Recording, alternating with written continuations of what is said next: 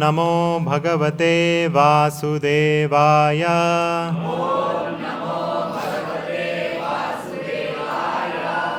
ಓಂ ನಮೋ ಭಗವತೆ ವಾಸುದೇವಾಯ.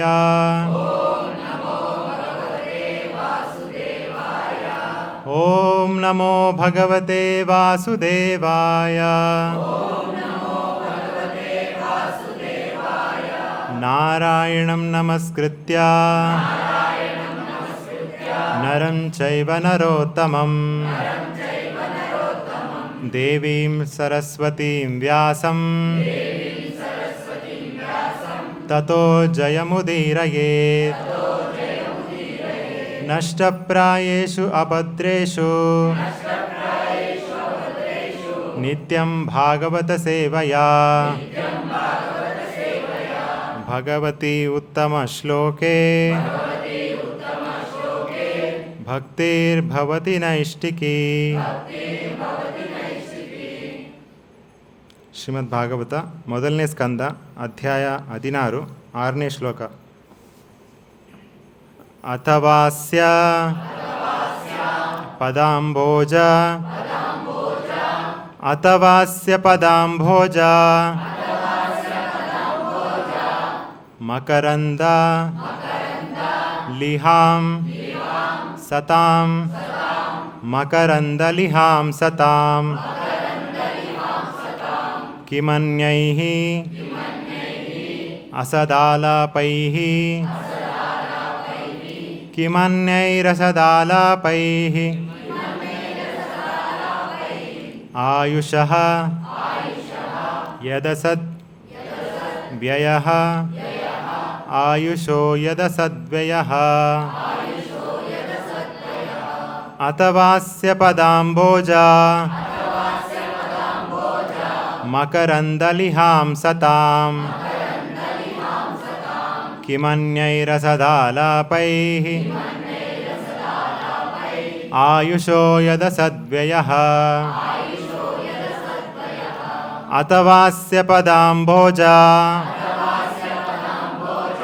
ಮಕರಂದಲಿಹಾಂ ಸತಾಂ ಕಿಮನ್ಯೈರಸದಾಲಾಪೈಃ ಆಯುಷೋ ಯದಸದ್ವ್ಯಯಃ.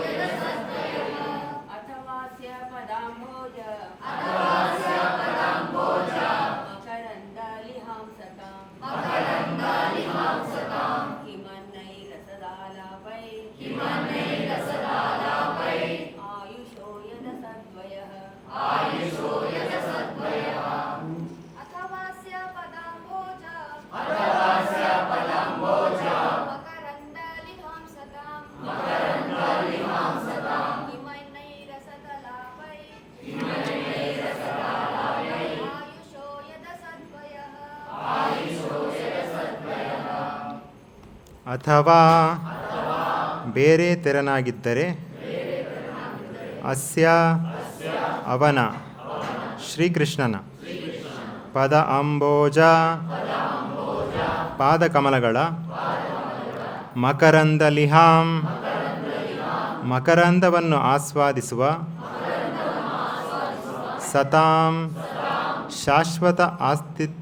ಶಾಶ್ವತ ಅಸ್ತಿತ್ವವುಳ್ಳವರಿಗೆ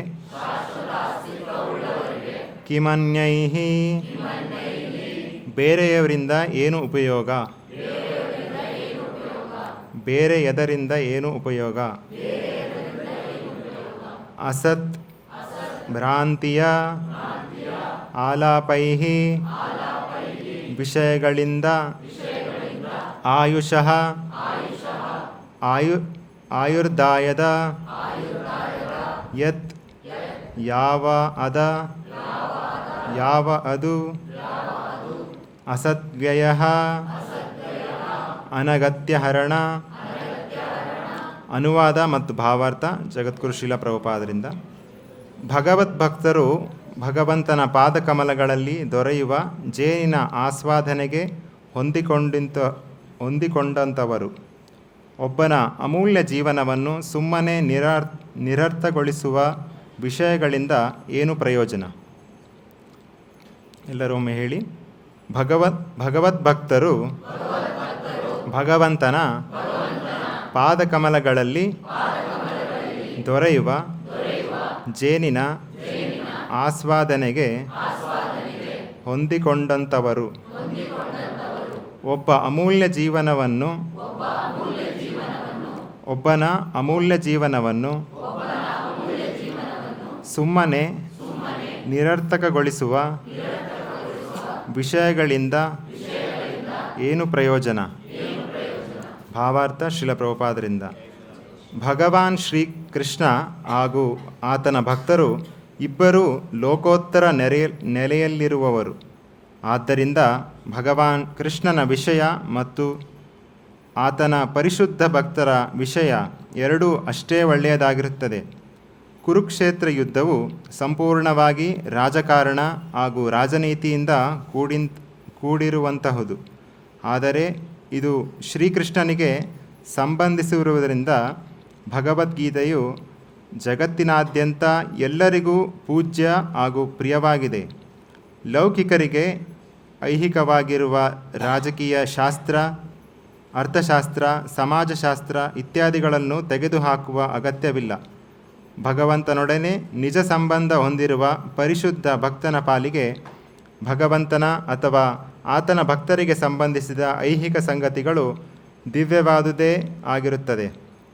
ನಾವು ಪಾಂಡವರ ಕಾರ್ಯಸಾಧನೆಗಳ ಬಗ್ಗೆ ಕೇಳಿದ್ದೇವೆ, ಮಾತನಾಡಿದ್ದೇವೆ ಮತ್ತು ಈಗ ಪರೀಕ್ಷಿತ ರಾಜನ ವಿಷಯಗಳ ಬಗ್ಗೆ ಮಾತನಾಡುತ್ತಿದ್ದೇವೆ. ಇವೆಲ್ಲ ಭಗವಾನ್ ಕೃಷ್ಣನಿಗೆ ಸಂಬಂಧಿಸಿರುವುದರಿಂದ ಇವೆಲ್ಲವೂ ದಿವ್ಯವಾದವು. ಪರಿಶುದ್ಧ ಭಕ್ತರಿಗೆ ಇವುಗಳನ್ನು ಕೇಳುವುದರಲ್ಲಿ ಅತೀವ ಆಸಕ್ತಿ ಇರುತ್ತದೆ. ಭೀಷ್ಮದೇವನ ಪ್ರಾರ್ಥನೆಗೆ ಸಂಬಂಧಿಸಿದ ವಿಷಯದಲ್ಲಿ ಇದನ್ನು ಈಗಾಗಲೇ ನಾವು ಚರ್ಚಿಸಿದ್ದೇವೆ. ನಮ್ಮ ಜೀವಿತಾವಧಿ ಬಹಳ ದೀರ್ಘವಾದುದೇನೂ ಅಲ್ಲ. ನಾವು ಮುಂದಿನ ಹಂತಕ್ಕೆ ಹೋಗಲು ಯಾವಾಗ ಆದೇಶ ಬರುತ್ತದೆಂಬುದು ನಿಶ್ಚಿತವಲ್ಲ. ಆದ್ದರಿಂದ ಕೃಷ್ಣನಿಗೆ ಸಂಬಂಧಪಡದ ವಿಷಯಗಳಲ್ಲಿ ನಮ್ಮ ಬದುಕು ಒಂದು ಕ್ಷಣವೂ ವ್ಯಯವಾಗದಂತೆ ನೋಡಿಕೊಳ್ಳಬೇಕಾದುದು ನಮ್ಮ ಕರ್ತವ್ಯ. ಯಾವ ವಿಷಯವೇ ಆಗಲಿ, ಅದು ಎಷ್ಟೇ ಸೊಗಸಾಗಿರಲಿ, ಕೃಷ್ಣನಿಗೆ ಸಂಬಂಧಪಡದಿದ್ದರೆ ಅದು ಕೇಳಲು ಅರ್ಹವಾದುದಲ್ಲ. ಶ್ರೀಕೃಷ್ಣನ ಶಾಶ್ವತ ನೆಲೆಯಾದ ಗೋಲೋಕ ವೃಂದಾವನವೆಂಬ ಆಧ್ಯಾತ್ಮ ಲೋಕವು ಕಮಲದ ಒಳಸುರಳಿಯ ಆಕಾರದಲ್ಲಿ ರೂಪಿತವಾಗಿದೆ. ಭಗವಂತನು ಯಾವುದಾದರೂ ಐಹಿಕ ಲೋಕದಲ್ಲಿ ಅವತಾರವೆತ್ತಿದ್ದರೂ ಸಹ ಅದನ್ನು ತನ್ನ ಶಾಶ್ವತ ಧಾಮದಂತೆಯೇ ಮಾಡಿಕೊಳ್ಳುತ್ತಾನೆ. ಹೀಗಾಗಿ ಆತನ ಪಾದಗಳು ಸದಾ ಅದೇ ದೊಡ್ಡ ಕಮಲದ ಒಳಸುರಳಿಯ ಮೇಲಿರುತ್ತವೆ. ಆತನ ಪಾದಗಳೂ ಸಹ ಕಮಲದಷ್ಟೇ ಸುಂದರವಾಗಿವೆ. ಆದ್ದರಿಂದಲೇ ಭಗವಾನ್ ಶ್ರೀಕೃಷ್ಣನ ಕಮಲದ ಪಾದಗಳನ್ನು ಹೊಂದಿದ್ದಾನೆಂದು ಹೇಳಲಾಗುವುದು. ಜೀವಿಯು ಸ್ವರೂಪತಃ ಶಾಶ್ವತನು. ಲೌಕಿಕ ಶಕ್ತಿಯ ಸಂಪರ್ಕದಿಂದಾಗಿ ಆತ ಜನನ ಮರಣಗಳ ಸುಳಿಯಲ್ಲಿದ್ದಾನೆ. ಲೌಕಿಕ ಶಕ್ತಿಯಿಂದ ಸ್ವತಂತ್ರನಾದ ಜೀವಿಯು ಮುಕ್ತನಾಗುತ್ತಾನೆ ಹಾಗೂ ಮರಳಿ ತನ್ನ ನಿಜ ನೆಲೆಯಾದ ದೇವತ್ವದೆಡೆಗೆ ಬರಲು ಅರ್ಹನಾಗುತ್ತಾನೆ.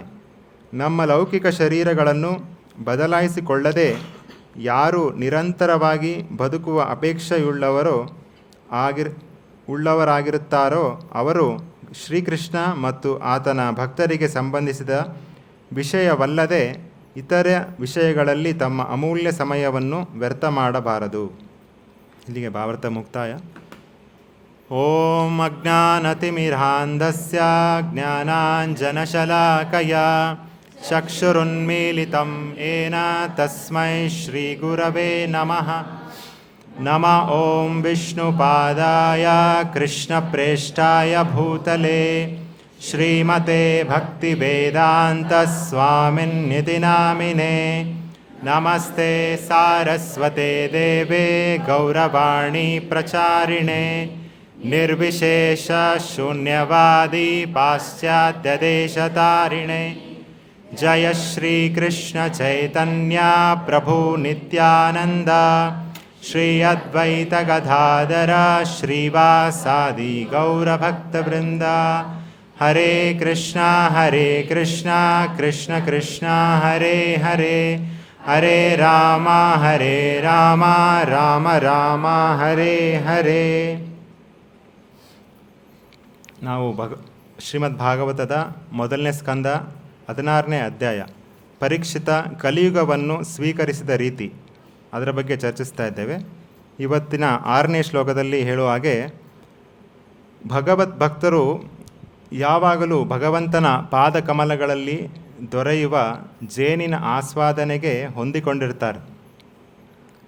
ಹಾಗೂ ಒಬ್ಬನ ಅಮೂಲ್ಯ ಜೀವನವನ್ನು ಸುಮ್ಮನೆ ನಿರರ್ಥಕಗೊಳಿಸುವ ವಿಷಯಗಳಿಂದ ಏನೂ ಪ್ರಯೋಜನ ಇಲ್ಲ ಅಂತ ಅರ್ಥಕೊಂಡಿರ್ತಾರೆ. ಸೊ ನಾವಿಲ್ಲಿ ನೋಡಿರೋ ಹಾಗೆ ಈ ಶ್ಲೋಕವನ್ನು ಹೇಳ್ತಾ ಇರೋದು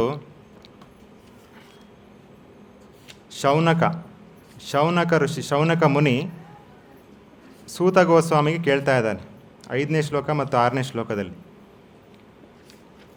ಎಲ್ಲ ಭಕ್ತಾದಿಗಳು ಭಗವಂತನ ಪಾದಕಮಲಗಳಿಗೆ ಅದರಿಂದ ಬರೋ ಜೇನಿನ ಆಸ್ವಾದನೆಗೆ ಹೊಂದ್ಕೊಂಡಿರ್ತಾರೆ. ಅವರಿಗೆ ಬೇರೆ ಸಮಯ ಇಲ್ಲ, ನಿರರ್ಥಕವಾಗಿ ಕಾಲ ಕಳೆಯೋದಕ್ಕೆ ಸಮಯ ಇಲ್ಲ ಅಂತ ಸೂತ ಗೋಸ್ವಾಮಿ ಶೌನಕಾದಿ ಋಷಿಗಳು, ಶೌನಕ ಮತ್ತು ಬೇರೆ ಋಷಿಗಳು, ಸಾವಿರಾರು ಋಷಿಗಳಿದ್ದಾರೆ, ಅವರೆಲ್ಲ ಸೂತ ಗೋಸ್ವಾಮಿಯ ಪ್ರವಚನ ಶ್ರೀಮದ್ ಭಾಗವತ ಪಠನೆ ಮಾಡ್ತಾ ಇರೋದನ್ನು ಕೇಳ್ತಾ ಇದ್ದಾರೆ. ಆಗ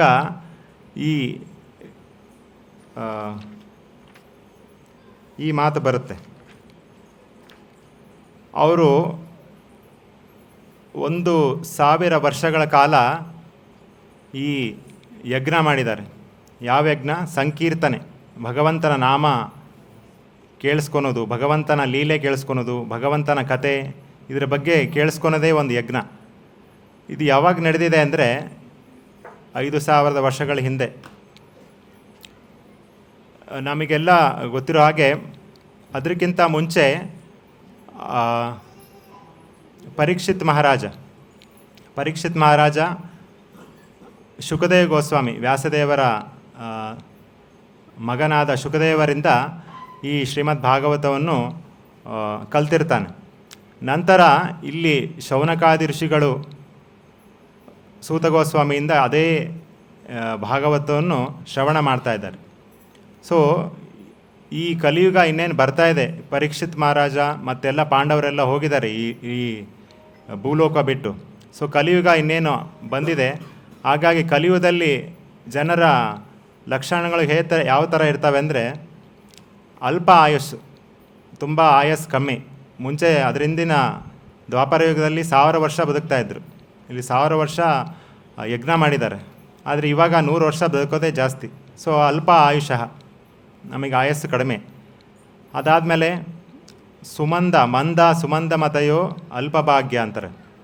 ಮಂದ ಅಂದರೆ ನಮಗೆ ಎಷ್ಟೇ ಈ ಆಧ್ಯಾತ್ಮಿಕದಲ್ಲಿ ಅರ್ಥ ಮಾಡ್ಕೊಳಕ್ಕೆ ಹೋದ್ರೂ ನಮಗೆ ಅಷ್ಟು ಸುಲಭವಾಗಿ ಅರ್ಥ ಆಗೋದಿಲ್ಲ. ಅಂದರೆ ಮಂದವಾಗಿಬಿಟ್ಟಿದ್ದೀವಿ ಆಧ್ಯಾತ್ಮಿಕ ವಿಷಯದಲ್ಲಿ. ಮಂದಭಾಗ್ಯ ಅಂದರೆ ಅನ್ಫಾರ್ಚುನೇಟ್, ಯಾರೋ ಏನೋ ಹೇಳ್ತಾರೆ ಅದ್ರ ಕೇಳ್ತೀವಿ. ಮಿಸ್ಗೈಡೆಡ್, ಯಾರೂ ನಮಗೆ ಮಾರ್ಗದರ್ಶನ ಕೊಡೋರು ಯಾರೂ ಇಲ್ಲ. ಈ ರೀತಿಯಾದ ಲಕ್ಷಣಗಳು ಕಲಿಯುಗದಲ್ಲಿ ಜನರಲ್ಲಿ ಇರೋದರಿಂದ ಈ ಶೌನಕಾದಿ ಋಷಿಗಳೆಲ್ಲ ಸೂತ ಗೋಸ್ವಾಮಿಯಿಂದ ಕೇಳ್ತಾ ಇದ್ದಾರೆ, ಹೇಗೆ ಕಲಿಯುಗ ಜನರಿಗೆ ಒಳಿತಿಗೋಸ್ಕರ ಏನು ಮಾಡ್ಬೋದು ಅಂತ. ಹಾಗಾಗಿ ಈ 1000 ವರ್ಷಗಳ ಯಾಗ ಮಾಡ್ತಾ ಇದ್ದಾರೆ. ಅವರು ಎಷ್ಟು ಇಲ್ಲಿ ನಾವು ಒಂದು ಮುಕ್ಕಾಲು ಗಂಟೆ ಮಾಡೋ ಪ್ರವಚನ ಕೇಳೋದಕ್ಕೆ ನಮಗೆ ನಿದ್ದೆ ಬರುತ್ತೆ ಅಲ್ವಾ? ಇನ್ನೂ ನಡೀತಾ ಇದೆ, ಇದೇನು ವಾರ ಇದೇ ಹೇಳ್ತಾರೆ ಅನಿಸುತ್ತೆ ಅಂತ ಅಂದ್ಕೊಳ್ತೀವಿ. ಆದರೆ ಇಲ್ಲಿ 1000 ವರ್ಷ ಕೇಳಿದ್ದಾರೆ. ಈಗ ಇಷ್ಟೊಂದು ಕೇಳ್ತಾರೆ ಅಂದರೆ ಅವ್ರಿಗೆ ಎಷ್ಟು ಆ ವಿಷಯದಲ್ಲಿ ಆಸಕ್ತಿ ಇದೆ, ಅವ್ರು ಎಷ್ಟು ಕೇಳೋದ್ರಲ್ಲಿ ಮಗ್ನರಾಗಿದ್ದಾರೆ. ಈಗ ನಮಗೆ ಮೈಕ್ ಇದೆ, ಈಗ ಮೈಕ್ ತೆಗೆದ್ರೆ ಅಲ್ಲಿ ಏನು ಕೇಳಿಸೋದೇ ಇಲ್ಲ, ಅಲ್ಲಿ ಹಿಂದ್ಗಡೆ ಇರೋರು ಇನ್ನೂ ಚೆನ್ನಾಗಿ ಮಲಗ್ತಾರೆ. ಸೊ ಮೈಕ್ ಇಲ್ದಲೇ ಈ ಸಣ್ಣ ರೂಮಲ್ಲಿ ಕೇಳಿಸೋದೇ ಇಲ್ಲ. ಅಲ್ಲಿ ನೀವು ಯೋಚನೆ ಮಾಡಿ, 60,000 ಇದೆಲ್ಲಿ ನಡೀತಾ ಇದೆ? ಈ ಕನ್ವರ್ಸೇಷನ್ ಎಲ್ಲಿ ನಡೀತಾ ಇದೆ? ನೈಮಿಷಾರಣ್ಯ, ಉತ್ತರ ಪ್ರದೇಶದಲ್ಲಿರುವ ನೈಮಿಷಾರಣ್ಯ ಅಂದರೆ ಅರಣ್ಯ. ಅದು ಅರಣ್ಯದಲ್ಲೇ ಎಲ್ಲ ಈ ಮುನಿಗಳೆಲ್ಲ ಇರ್ತಾಯಿದ್ರು. ಸೊ ಅಷ್ಟೊಂದು ಸಾವಿರಾರು ಋಷಿಮುನಿಗಳು, ಅವರೆಲ್ಲ ಮೈಕಿಲ್ಲ ಏನಿಲ್ಲ, ಯಾವ ರೀತಿ ಕೇಳಿಸ್ಕೊಳ್ತಾ ಇದ್ದಾರೆ ಅಲ್ವಾ? ಈಗ ಎಷ್ಟು ಜನ ಕೂತಿದ್ದಾರೆ? 100 ಜನ ಕೂರೋದಕ್ಕೆ ಎಷ್ಟು ಜಾಗ ಬೇಕು ಅಂದರೆ 60,000 ಜನ ಕೂರೋದಕ್ಕೆ ಎಷ್ಟು ಜಾಗ ಬೇಕು? ಎಷ್ಟು ಕಿಲೋಮೀಟ್ರ್ವರೆಗೂ ಕೂತಿರ್ಬೋದು ಅವರು. ಅದು ಮೈಕ್ ಇಲ್ದಲೆ. ಅವಾಗೇನು ತಂತ್ರಜ್ಞಾನ ಇಷ್ಟೊಂದು ಇರಲಿಲ್ಲ. ಸೊ ಅವರು ಜಸ್ಟ್ ಶ್ರದ್ಧೆ ಅಂದರೆ, ನಮಗೆ ಕೇಳಬೇಕು ಅನ್ನೋ ಆಸಕ್ತಿ ಇದ್ದರೆ ನಾವು ಎಷ್ಟೇ ದೂರ ಇದ್ದರೂ ನಾವು ಮಾತಾಡೋ ಯಾವ ಜ್ಞಾನ ಬರ್ತಾಯಿದೋ ಅದಕ್ಕೆ ಸಮೀಪವಾಗೇ ಇರ್ತೀವಿ. ಸೊ ಅವರಿಗೆ ಅಷ್ಟು ಶ್ರದ್ಧೆ, ಅಷ್ಟು ಭಗವಂತನ ಪಾದ ಕಮಲಗಳಿಂದ ಬರುವ ಜೇನಿನವಷ್ಟು ಆಸ್ವಾದನೆ ಮಾಡ್ತಾಯಿದ್ದಾರೆ. ಜೇನಿನವಷ್ಟು ಸವಿ ಇರೋದನ್ನು ಆಸ್ವಾದನೆ ಮಾಡ್ತಾಯಿದ್ದಾರೆ ಶ್ರೀಮದ್ ಭಾಗವತ. ಹಾಗಾಗಿ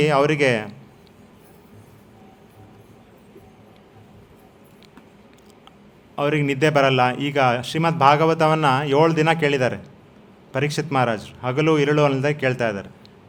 ಅವರಿಗೆ ಅಲ್ಲಿ ಇಲ್ಲಿ ಹೋಗೋದೇ ಇಲ್ಲ ಮನಸ್ಸು. ನಮಗೊಂದು ಮೆಸೇಜ್ ಬಂದರೆ ಅಲ್ಲಿ ಹೋಗ್ಬಿಡುತ್ತೆ ಮನಸ್ಸು, ಅವ್ರಿಗೆ ಇದನ್ನು ರಿಪ್ಲೈ ಮಾಡೋದು.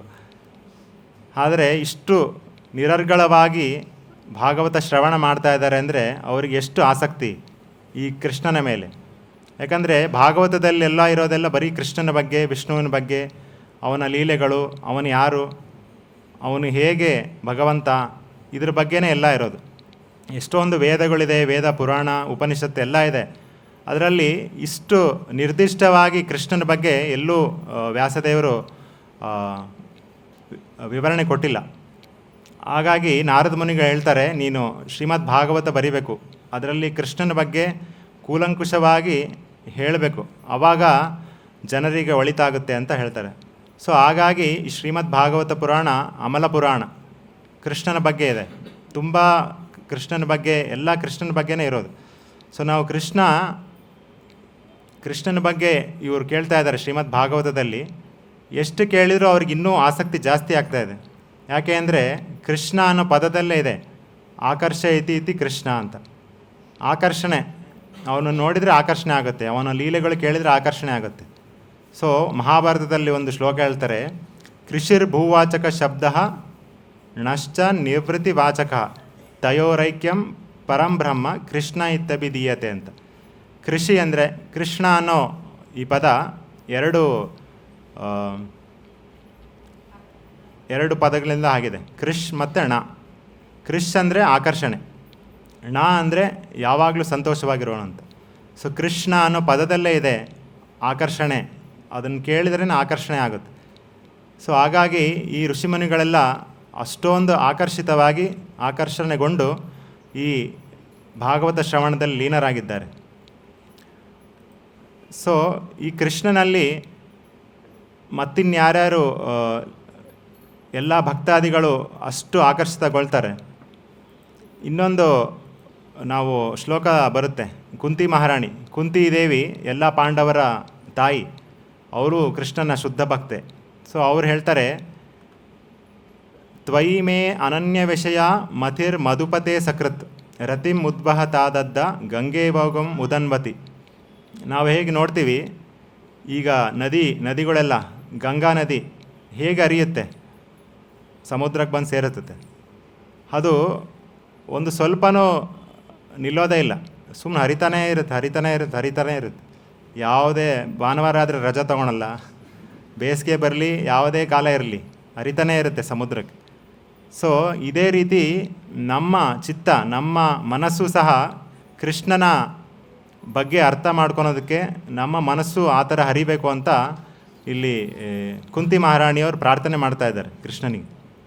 ಸೊ ಹಾಗಾಗಿ ಅವ್ರಿಗೆ ಎಷ್ಟು ಕೃಷ್ಣನ ಬಗ್ಗೆ ಕೇಳಿದ್ರು ಅವ್ರಿಗೆ ಇನ್ನೂ ಕೃಷ್ಣನ ಬಗ್ಗೆ ಆಕರ್ಷಣೆ ಜಾಸ್ತಿನೇ ಆಗ್ತಾಯಿದೆ, ಅಷ್ಟೊಂದು ಆಕರ್ಷಣೆ ಕೃಷ್ಣನಲ್ಲಿ. ಸೊ ನಮಗೇನು ಅನಿಸ್ಬೋದು, ಇದೇನೇನು ಅಷ್ಟೊಂದು ಏನು ಆಕರ್ಷಣೆ ಬರ್ತಾಯಿಲ್ಲ ಅಂತ.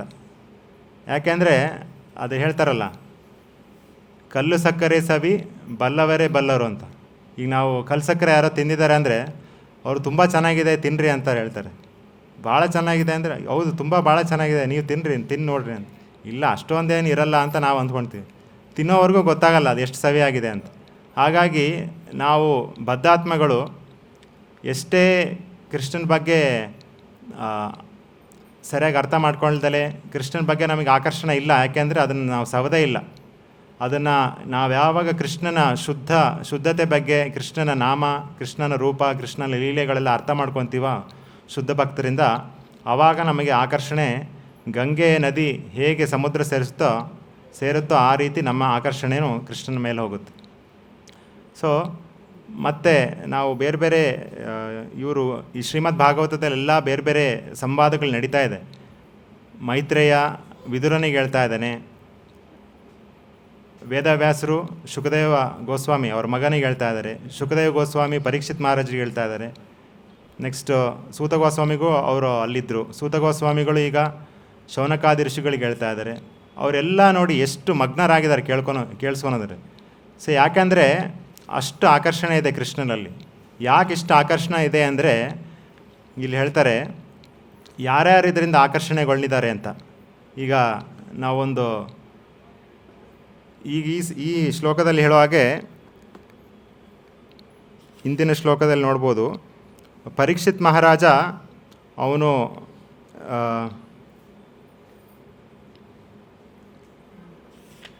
ಈ ಗೋವು ಮತ್ತು ಹಸು ಅದಕ್ಕೆ ಒಬ್ಬ ಕಲಿಪುರುಷ ಅದಕ್ಕೆ ಘಾತ ಉಂಟು ಮಾಡ್ತಾ ಇರ್ತಾನೆ.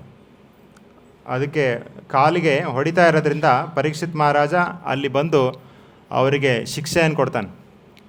ಆವಾಗ ಇಲ್ಲಿ ಪ್ರಶ್ನೆ ಕೇಳ್ತಾರೆ ಶೌನಕ ಋಷಿಗಳು, ಇಂಥ ಕಲಿಪುರುಷ ಆ ಹಸುವನ್ನು ಮತ್ತು ಎತ್ತನ್ನು ಹೊಡಿತಾ ಇದ್ದರಿಂದ ಕಲಿಪುರುಷನನ್ನು ಸಾಯಿಸಬೇಕಾಯಿತು. ಅದು ಬಿಟ್ಟು ಪರೀಕ್ಷಿತ್ ಮಹಾರಾಜ ಜಸ್ಟ್ ಅವರಿಗೆ ಶಿಕ್ಷೆ ಕೊಟ್ಟು ಬಿಟ್ಟಿದ್ದಾನಲ್ಲ, ಯಾಕೆ ಅಂತ ಕೇಳ್ತಾ ಇದ್ದಾರೆ. ಹೌದಲ್ವಾ? ಅಲ್ಲೇ ಸಾಯಿಸಿಬಿಟ್ಟಿದ್ರೆ ಆಯಿತು, ಪುರುಷನೇ ಇರ್ತಾ ಇರಲಿಲ್ಲ. ಆದರೆ ಯಾಕೆ ಬರೀ ಶಿಕ್ಷೆ ಕೊಟ್ಟು ಸುಮ್ಮನಾದ ಅಂತ ಕೇಳ್ತಾ ಇದ್ದಾರೆ. ಆಮೇಲೆ ಮುಂದೆ ಹೇಳ್ತಾರೆ, ಈ ವಿಷಯದ ಬಗ್ಗೆ ನೀವು ಕೂಲಂಕುಷವಾಗಿ ಹೇಳಿ, ಆದರೆ ಶ್ರೀಕೃಷ್ಣನ ಕಥೆಗೆ ಸಂಬಂಧಪಟ್ಟಿದ್ದರೆ ಮಾತ್ರ ಹೇಳಿ ಅಂತ ಹೇಳ್ತಾ ಇದ್ದಾರೆ ಹಿಂದಿನ ಶ್ಲೋಕದಲ್ಲಿ. ಸೊ ಕೃಷ್ಣನ ಬಗ್ಗೆ ಸಂಬಂಧ ಇದ್ದರೆ ಮಾತ್ರ ಹೇಳಬೇಕು ಅದನ್ನು, ಇಲ್ಲಾಂದರೆ ಬೇಡ ಅಂತ. ಯಾಕಂದರೆ ಅವ್ರಿಗೆ ಕೃಷ್ಣನ ಬಗ್ಗೆ ಅಷ್ಟೊಂದು ಆಕರ್ಷಣೆ, ಇಲ್ಲಿ ಕಲಿಪುರುಷನ ಬಗ್ಗೆ ಯಾಕೆ ಕೇಳೋದು? ಸೊ ನಾವು ಒಂದು ಚಲನಚಿತ್ರ ನೋಡ್ತಾ ಇದ್ದೀವಿ ಅಂದರೆ ನಮಗೆ ಒಬ್ಬ ಒಳ್ಳೆಯ ಫೇವ್ರೆಟ್ ಆ್ಯಕ್ಟರ್ ಇರ್ತಾರೆ. ನಾವು ಅವರ ಚಲನಚಿತ್ರ ಎಷ್ಟೊಂದು ನೋಡ್ತಾ ಇರ್ತೀವಿ, ಅದರಲ್ಲೆಲ್ಲ ಬರೋ ಸನ್ನಿವೇಶನ ಎಲ್ಲ ಅದರೊಳಗೆ ಮಗ್ನರಾಗಿರ್ತೀವಿ. ಸಡನ್ನಾಗಿ ಒಂದು ಅಡ್ವರ್ಟೈಸ್ಮೆಂಟ್ ಬರುತ್ತೆ, ಮಧ್ಯ ಜಾಹೀರಾತು ಬರುತ್ತೆ, ಆವಾಗೆಲ್ಲ ಇಂಟ್ರೆಸ್ಟೇ ಹೋಗ್ಬಿಡುತ್ತೆ. ಇದೇನಿದು, ನಾವು ಎಷ್ಟೊಂದು ಮಗ್ನರಾಗಿದ್ವಿ ನಮ್ಮ ನಟ ಅಥವಾ ನಟಿ ನೋಡ್ತಾ, ನಮಗೆ ಅದ್ರ ಮೇಲೆ ಆಕರ್ಷಣೆ. ಮಧ್ಯಕ್ಕೆ ಬರೋ ಜಾಹೀರಾತು ಬಂದುಬಿಟ್ರೆ ನಮಗೆ ಅದು ಇಂಟ್ರೆಸ್ಟೇ ಹೋಗುತ್ತೆ. ಸೊ ಅದೇ ರೀತಿ ಇವರೆಲ್ಲ ಮಗ್ನರಾಗಿದ್ದಾರೆ ಕೃಷ್ಣನ ಲೀಲೆಗಳ ಕೇಳೋದ್ರಲ್ಲಿ. ಈಗ ಮಧ್ಯೆ ಈ ಕಲಿಪುರುಷಂದು ಬಂದಿದೆ ಕತೆ, ಆ ಕಲಿಪುರುಷಂದು ಒಂಥರ ಅವರಿಗೆ ಡಿಸ್ಟರ್ಬೆನ್ಸ್ ಥರ. ಸೊ ಅದಕ್ಕೆ ಹೇಳ್ತಾ ಇದ್ದಾರೆ, ಅದ್ರ ಬಗ್ಗೆ ಹೇಳು, ಆದರೆ ಅದು ಕೃಷ್ಣನ ಸಂಬಂಧ ಇದ್ದರೆ ಮಾತ್ರ ಹೇಳು ಅಂತ. ಸೊ ಮತ್ತು ನಾವೇಗೆ ಇಲ್ಲಿ ಚಲನಚಿತ್ರದಲ್ಲಿ ಯಾರೋ ಹೀರೋಯಿನ್ಗಳಿಗೆ ನಾವು ಫ್ಯಾನ್ ಆಗಿಬಿಡ್ತೀವಿ, ಆದರೆ ನಾವು ಇಲ್ಲಿ ಶುಕದೇವ ಗೋಸ್ವಾಮಿಗಳು ಅಥವಾ ಇವರೆಲ್ಲ ಭಕ್ತಾದಿಗಳು ಇವರೆಲ್ಲ ಭಗವಂತನಿಗೆ ಫ್ಯಾನ್ ಆಗಿದ್ದಾರೆ. ಅಂದರೆ ಭಗವಂತನ ಫ್ಯಾನ್ ಅಂದರೆ ಏನಂತೀರ, ಅಭಿಮಾನಿಗಳಾಗಿದ್ದಾರೆ. ಸೊ ನಾವು ಸಣ್ಣ ಪುಟ್ಟ ನಟ ನಟಿಯರು ಅಥವಾ ಕ್ರೀಡಾಪಟುಗಳಿಗೆ ಅಭಿಮಾನಿ ಆದರೆ ಇವರು ಭಗವಂತನಿಗೆ ಅಭಿಮಾನಿ. ಹಾಗಾಗಿ ಅವರು ತಲ್ಲೀನರಾಗಿದ್ದಾರೆ ಭಗವದ್ಗೀತಾದಲ್ಲಿ, ಭಾಗವತ ಶ್ರವಣದಲ್ಲಿ. ಸೊ ಮತ್ತಿನ್ಯಾರ್ಯಾರು ಈ ವಿಷಯದಲ್ಲಿ ತಲ್ಲೀನರಾಗಿದ್ದಾರೆ ಅಂದರೆ ದೇವಾನುದೇವತೆಗಳು. ಋಕ್ ಸಂಹಿತದಲ್ಲಿ ಹೇಳ್ತಾರೆ, ಓಂ ತದ್ವಿಷ್ಣೋ ಪರಮಂ ಪದಗಂ ಸದಾ ಪಶ್ಯಂತಿ ಸೂರಯಃ ದಿವೀವ ಚಕ್ಷುರಾತತಂ ತದ್ವಿಪ್ರಾಸೋ ವಿಪನ್ಯವೋ ಜಾಗೃಭಾಗಂ ಸಸ್ಸಮಿಂದತೆ. ನಾವು ಅಭಿಷೇಕ ಮಾಡ್ಬೇಕಾದ್ರೆ ಹೇಳ್ತೀವಿ ಇದನ್ನು, ಗೋವಿಂದನ ಅಭಿಷೇಕ, ನರಸಿಂಹ ಅಭಿಷೇಕ, ಕೃಷ್ಣನ ಅಭಿಷೇಕ. ಸೊ ಏನಂದರೆ ಇದರ ಅರ್ಥ, ತದ್ವಿಷ್ಣೋ ಪರಮಂ ಪದಂ, ಈ ವಿಷ್ಣುವಿನ ಪಾದಕಮಲಗಳ ಎಷ್ಟೊಂದು ಅವರು ಈ ದೇವಾನುದೇವತೆಗಳು ವಿಷ್ಣುವಿನ ಪಾದಕಮಲವನ್ನು ಅವರ ಜೀವನದ ಉದ್ದೇಶವಾಗಿ ಮಾಡ್ಕೊಂಡಿದ್ದಾರೆ. ಅಷ್ಟೊಂದು ಅವರು ಆಕರ್ಷಣೆಗೊಂಡಿದ್ದಾರೆ ಪಾದಕಮಲಗಳಿಗೆ, ಅದರಲ್ಲೇ ಲೀನರಾಗಿದ್ದಾರೆ. ಯಾರು? ದೇವಾನುದೇವತೆಗಳು, ಸಣ್ಣ ಪುಟ್ಟ ಪ್ರಜೆಗಳಲ್ಲ, ಅವರೆಲ್ಲ ಅಷ್ಟೊಂದು ಲೀನರಾಗಿದ್ದಾರೆ. ಸೂರ್ಯನಿಂದ ಹೇಗೆ ಬೆಳಕು ಬಂದು ಎಲ್ಲ ಕಡೆ ಬೆಳಕು ಹಬ್ಬುತ್ತೋ ಅದೇ ರೀತಿ ಭಗವಂತನ ಪಾದಕಮಲಗಳು ಸೂರ್ಯನ ರೀತಿ ಅಂತ ಇಲ್ಲಿ ಋಕ್ ಸಂಹಿತದಲ್ಲಿ ಬರೋದು. ಸೊ ದೇವಾನುದೇವತೆಗಳೇ ಈ ಶ್ರೀಕೃಷ್ಣನ ಭಕ್ತಾದಿಗಳು, ಅವನ ಅಭಿಮಾನಿಗಳು. ಆಮೇಲೆ ಮುಂದೆ ಹೇಳ್ತಾರೆ ಭಾಗವತದಲ್ಲಿ 12ನೇ ಸ್ಕಂದದಲ್ಲಿ ಬರೋದು, ಯಂ ಬ್ರಹ್ಮ ವರುಣೇಂದ್ರ ರುದ್ರ ಮರುತ ಸ್ತುನ್ವಂತಿ ದಿವ್ಯೈ ಸ್ತವೈ ವೇದೈ ಸಾಂಗ ಪದಕ್ರಮೋಪನಿಷದೈರ್ ಗಾಯಂತಿ ಯಂ ಸಾಮಗಾಹ ಧ್ಯಾನಾವಸ್ಥಿತ ತದ್ಗತೇನ ಮನಸಾ ಪಶ್ಯಂತಿ ಯಂ ಯೋಗಿನಃ ಯಸ್ಯಾಂತಂ ನಬಿದು ಸುರಾಸುರಗಣ ದೇವಾಯ ತಸ್ಮೈ ನಮಃ. ದೇವಾಯ ತಸ್ಮೈ ನಮಃ ಅಂದರೆ ಅಂಥ ದೇವನಿಗೆ ನನ್ನ ನಮಸ್ತೆಗಳು ಅಂತ ಶುಕದೇವ ಗೋಸ್ವಾಮಿಗಳು 12ನೇ ಸ್ಕಂದದಲ್ಲಿ ಹೇಳ್ತಾರೆ. ಅದು ಎಂಥ ದೇವ ಅಂದರೆ ಅವನು ಯಂ ಬ್ರಹ್ಮ ವರುಣೇಂದ್ರ ರುದ್ರ ಮರುತ ಸ್ತುನ್ವಂತಿ ದಿವ್ಯೈಸ್ತವೈಹಿ ಅಂತ. ಯಾರು ಬ್ರಹ್ಮ, ವರುಣ, ಇಂದ್ರ, ರುದ್ರ, ಮರುತ ಈ ಎಲ್ಲ ದೇವಾನುದೇವತೆಗಳಿಂದ ಹೊಗಳಲ್ಪಟ್ಟಿದ್ದಾನೋ ಅವನಿಗೆ ನಾನು ಪ್ರಣಾಮ ಅರ್ಪಿಸ್ತಾ ಇದ್ದೀನಿ ಅಂತ. ಅಂದರೆ ದೇವಾನುದೇವತೆಗಳೆಲ್ಲ ಈ ಭಗವಂತ ಶ್ರೀಕೃಷ್ಣನನ್ನು ಅವರ ಪದಗಳಿಂದ ಅವರ ಏನಂತಾರೆ ಸ್ತುತಿ ಮಾಡ್ತಾ ಇದ್ದಾರೆ ಭಗವಂತನನ್ನು. ಮತ್ತು ಯಾರ್ಯಾರು ಮಾಡ್ತಾರೆ? ವೇದೈ ಸಂಗೋ ಪದ ಕ್ರಮೋಪನಿಷದೈರ್ ಗಾಯಂತಿ ಯಂ ಸಾಮಗಾಹ. ಈ ಎಲ್ಲ ವೇದಗಳಿದೆ, ವೇದ, ಋಗ್ವೇದ, ಯಜುರ್ವೇದ, ಅಥರ್ವಣವೇದ, ಸಾಮವೇದದಲ್ಲೆಲ್ಲ ಇದೆಲ್ಲ ವೇದಗಳಲ್ಲೂ ಪಂಡಿತರು ಇದೆಲ್ಲ ಇದನ್ನು ಪಠಣೆ ಮಾಡೋರು ಎಲ್ಲ ಭಗವಂತನ ಗ್ಲೋರಿಫೈ ಮಾಡ್ತಾಯಿದ್ದಾರೆ, ಅಂದರೆ ಶ್ರೀಕೃಷ್ಣನ. ಅಂಥ ಭಗವಂತನಿಗೆ ನಾನು ನಮಸ್ಕರಿಸುತ್ತಿದ್ದೇನೆ. ಧ್ಯಾನಾವಸ್ಥಿತ ತದ್ಗತೇನ ಮನಸಾ ಪಶ್ಯಂತಿ ಯಂ ಯೋಗಿನಃ. ಯೋಗಿಗಳು ಧ್ಯಾನ ಮಾಡ್ತಾ ಭಗವಂತನ ತಮ್ಮ ಶುದ್ಧತೆಯನ್ನು ಜಾಸ್ತಿ ಮಾಡ್ತಾ ಎಷ್ಟು ಈ ಧ್ಯಾನದಲ್ಲಿ ಮುಳುಗೋಗಿದ್ದಾರೆ ಅಂದರೆ ಅವರು ಹೃದಯದಲ್ಲಿ ಶ್ರೀಕೃಷ್ಣ ಪರಮಾತ್ಮನಾಗಿದ್ದಾನೆ. ಸೊ ಧ್ಯಾನಾವಸ್ಥಿತ ತದ್ಗತೇನ ಮನಸ ಪಶ್ಯಂತಿಯಂ ಯೋಗಿನಃ. ಅವರು ಪರಮಾತ್ಮನನ್ನು ಕಾಣ್ತಾ ಇದ್ದಾರೆ ಯೋಗಿಗಳು.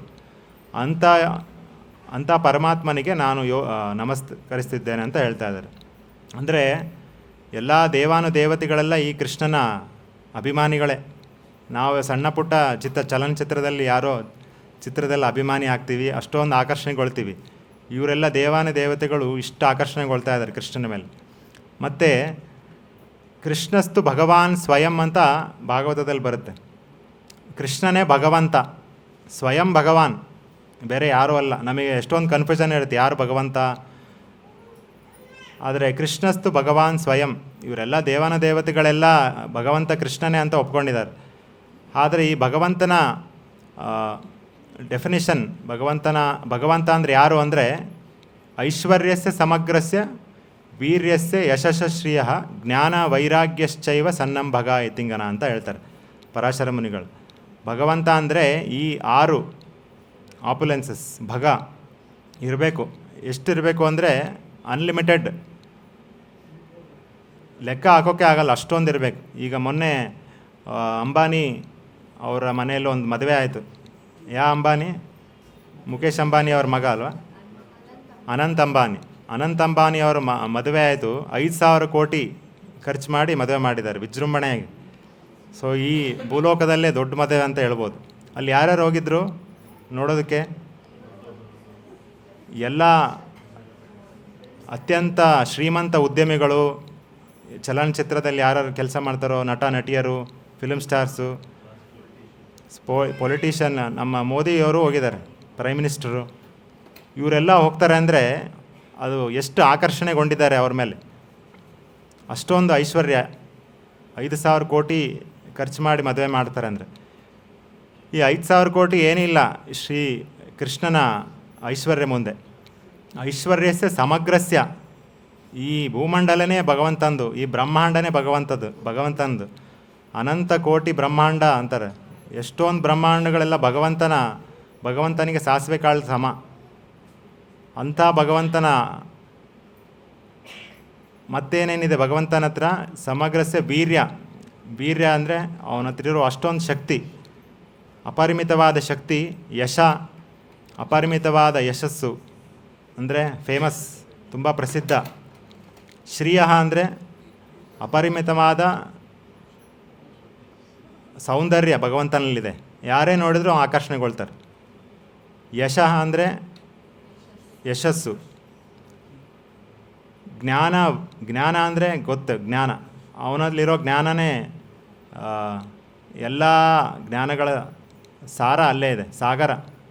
ವೇದೈಶ್ಚ ಸರ್ವಂ ಅಹಮೇವ ವೇದ್ಯೋ ಅಂತ ಹೇಳ್ತಾನೆ. ಎಲ್ಲ ವೇದಗಳು ಅವನನ್ನೇ ಗುರಿಯಾಗಿ ಹೇಳ್ತಾ ಇದೆ. ವೇದಾಂತ ಕೃತ್ವೇದ ವಿದ್ಯೇವ ಚಾಹಂ, ನಾನೇ ಇದನ್ನೆಲ್ಲ ಮಾಡಿರೋದು ಅಂತ ಹೇಳ್ತಾ ಇದ್ದಾನೆ ವೇದಾಂತ. ವೈರಾಗ್ಯನೂ ಅಷ್ಟೇ, ಭಗವಂತನಲ್ಲಿ ಅಪರಿಮಿತವಾದ ವೈರಾಗ್ಯ ಇದೆ. ಈ ಎಲ್ಲ 6 ಗುಣಗಳಲ್ಲಿ ನೋಡಿದರೆ ಅವನು ಯಾರಲ್ಲಿ ಈ 6 ಗುಣಗಳು ಅಪರಿಮಿತವಾಗಿದೆ, ಅದು ಒಂದೊಂದು ಸರಿ ಅಲ್ಲ, ಸೈಮಲ್ಟೇನಿಯಸ್ಲಿ, ಅಂದರೆ ಒಂದೇ ಸಮಯದಲ್ಲಿ 6 ಗುಣಗಳು ಅಪರಿಮಿತವಾಗಿರಬೇಕು. ಈಗ ಅಂಬಾನಿ ಫ್ಯಾಮಿಲಿಯವ್ರ ಹತ್ರ ಒಂದು ಗುಣ ಇದೆ, ಯಾವುದು? ಐಶ್ವರ್ಯ. ಅದು ಎಷ್ಟಿದೆ? ಎಷ್ಟೋ ಕೋಟಿ ಇರುತ್ತೆ.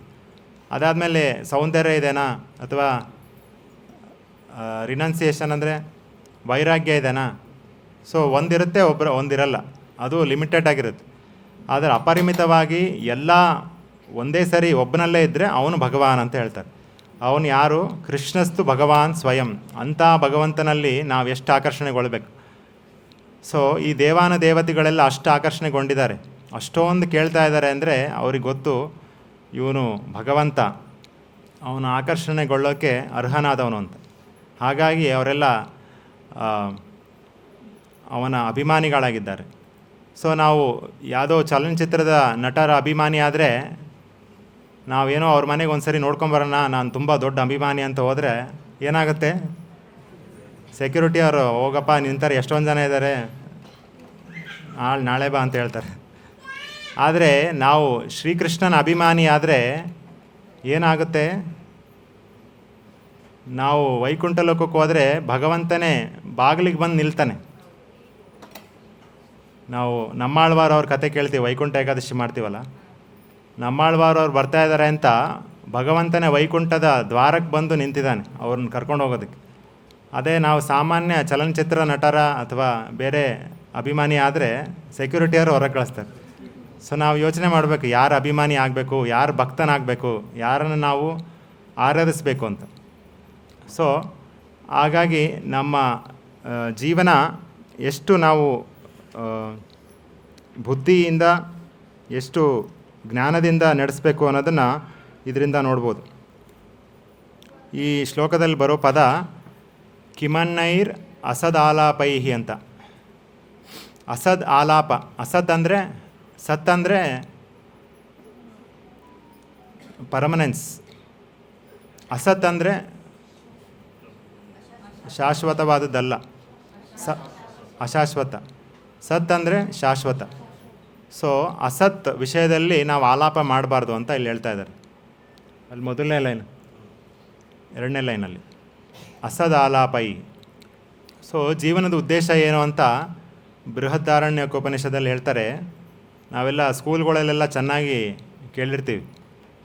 ಅಸತೋಮಾ ಸದ್ಗಮಯ ತಮಸೋಮಾ ಜ್ಯೋತಿರ್ಗಮಯ ಮೃತ್ಯೋಮಾ ಅಮೃತಂ ಗಮಯ ಅಂತ ಎಲ್ಲ ಮಕ್ಕಳಾಗಿದ್ದಾಗ ಎಲ್ಲರೂ ಹೇಳ್ಕೊಟ್ಟಿರ್ತಾರೆ. ಸೊ ಅವ್ರು ಹೇಳ್ಕೊಡ್ತಾರೆ ಅಂತ ನಾವು ಕೇಳಿ ಸರಿಯಾಗಿ ಅದನ್ನು ಪಠನೆ ಮಾಡಿ ಮಾಡಿ ಮಾಡಿ ಅದರ ಅರ್ಥನೇ ಕೇಳೋದಿಲ್ಲ, ಏನು ಅರ್ಥ ಅಂತ. ಸೊ ಸ್ಕೂಲಲ್ಲೇ ಹೇಳ್ಕೊಟ್ಟಿದ್ದಾರೆ ನೋಡಿ, ಅಸತೋಮ ಸದ್ಗಮಯ, ಅಸತ್ತಿಂದ ಸತ್ಗೆ ಬನ್ನಿ ಅಂತ. ಅದನ್ನೇ ಇಲ್ಲಿ ಹೇಳ್ತಾ ಇದ್ದಾರೆ. ಅಸದ್ ಆಲಾಪೈ ಮಾಡಬೇಡಿ. ಅಸತ್ ಅಂದರೆ ಈ ಲೌಕಿಕ ವಿಚಾರದಲ್ಲಿ ಆಲಾಪನೆ ಮಾಡಬಾರ್ದು, ಸತ್ ಕಡೆ ಬರಬೇಕು. ಅಂದರೆ ಯಾವುದು ಶಾಶ್ವತವೋ ಅದ್ರ ಕಡೆ ಬರಬೇಕು ಅಂತ. ಸೊ ನಾವು ನಮ್ಮ ಸಮಯ ಇಲ್ಲಿ ಪ್ರಭುಪಾದರು ಭಾವಾರ್ಥದಲ್ಲಿ ಹೇಳ್ತಾ ಇದ್ದಾರೆ, ನಾವು ಯಾವಾಗಾದರೂ ಈ ಲೋಕ ಬಿಟ್ಟು ಹೋಗ್ಬೋದು. ಯಾಕಂದರೆ ನಾವು ಎಷ್ಟು ವರ್ಷ ಬದುಕ್ತೀವಿ ಅಂತ ನಮಗೆ ಗೊತ್ತಿಲ್ಲ. ಇಷ್ಟು ಅಂತ ಇರುತ್ತೆ, ಬ್ರಹ್ಮ ಬರೆದಿರ್ತಾರೆ ಅಂತ ಹೇಳ್ತಾರೆ.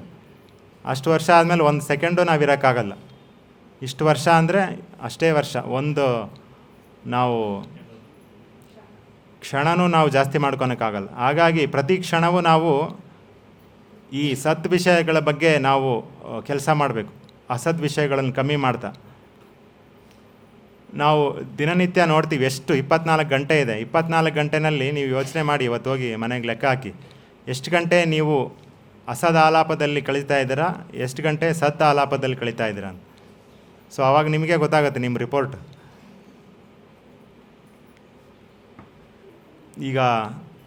ಇವಾಗ ಸೋಷಿಯಲ್ ಮೀಡ್ಯಾದಲ್ಲೆಲ್ಲ ಇದನ್ನು ಮಾಡ್ತಾ ಇರ್ತಾರೆ, ಸರ್ವೆ. ಅಲ್ಲಿ ನೋಡಿದರೆ ಒಬ್ಬ ಮನುಷ್ಯ, ಇವಾಗ ಎಲ್ಲರ ಕೈನಲ್ಲೂ ಒಂದೊಂದು ಮೊಬೈಲ್ ಇದೆ, ದಿನಕ್ಕೆ ಎಷ್ಟು ಗಂಟೆ ಈ ಸಾಮಾಜಿಕ ಜಾಲತಾಣಗಳಲ್ಲಿ ಸಮಯ ಕಳೀತಾ ಇರ್ಬೋದು? ದಿನಕ್ಕೆ ಎಷ್ಟು ಗಂಟೆ ಕಳೀತಾ ಇರ್ಬೋದು? ಅದೇ ಅಂಗೈ ಹುಣ್ಣಿಗೆ ಕನ್ನಡಿ ಬೇಕೆ ಅಂತಾರಲ್ಲ, ನಮಗೆ ಗೊತ್ತು ಎಷ್ಟೆಷ್ಟು ಕಳೀತಾ ಇದ್ದೀವಿ ಅಂತ. ಸೊ 2.5 ತಾಸು ಮಿನಿಮಮ್ ಎಲ್ಲರೂ ಮೊಬೈಲ್ ಇರೋರೆಲ್ಲ ಅದರಲ್ಲಿ ಕಳೀತಾ ಇದ್ದಾರೆ ಸಮಯ. ಸೊ ದಿನಕ್ಕೆ 2.5 ತಾಸು ಕಳೀತಾ ಇದ್ದೀವಿ ಅಂದರೆ ಆಲ್ಮೋಸ್ಟ್ ಒಂದು 3 ವರ್ಷ, ಇಡೀ ನಮ್ಮ ಆಯಸ್ಸಿನಲ್ಲಿ 3 ವರ್ಷ ನಮ್ಮ ಮೊಬೈಲ್ನಲ್ಲೇ ಕಳೀತಾ ಇದ್ದೀವಿ ಅಸದಾಲಾಪದಲ್ಲಿ. ಅಷ್ಟೊಂದು ನಮ್ಮ ಸಮಯ ಎಲ್ಲ ಹಾಳಾಗ್ತಾ ಇದೆ. ಆದರೆ ನಮಗಿರೋದೇ ಕಡಿಮೆ ಸಮಯ. ಆ ಕಡಿಮೆ ಸಮಯದಲ್ಲಿ ಮೊದಲು ಮನುಷ್ಯನ ಜನ್ಮ ಸಿಗೋದೇ ತುಂಬ ವಿರಳ. ಅದರಲ್ಲಿ ಮನುಷ್ಯನ ಜನ್ಮ ಸಿಕ್ಕಿದೆ, ಅದು ಎಲ್ಲಿ? ಭಾರತ ಭೂಮಿನಲ್ಲಿ ಸಿಕ್ಕಿದೆ. ಇಲ್ಲೆಲ್ಲ ತುಂಬ ಒಳ್ಳೆಯ ಸಂಸ್ಕೃತಿ ಇದೆ. ಜಸ್ಟ್ ಜಪ ಮಾಡಿ ಅಂದರೆ ಜಪ ಮಾಡ್ತಾರೆ. ಬೇರೆ ಥರ ಅಲ್ಲ, ಬೇರೆ ದೇಶಗಳಲ್ಲೆಲ್ಲ ಅವರಿಗೆ ಸಂಸ್ಕೃತಿ ಅನ್ನೋದೇ ಅವರಿಗೆ ಕಡಿಮೆ. ಸೊ ಅಂಥ ಭಾರತ ಭೂಮಿನಲ್ಲಿದ್ದಾಗ ನಮಗೆ ಪ್ರತಿ ಕ್ಷಣವೂ ನಾವು ಆಧ್ಯಾತ್ಮಿಕವಾಗಿ ಮುಂದುವರಿಯೋದಕ್ಕೆ ಎಲ್ಲ ಒಳ್ಳೆಯ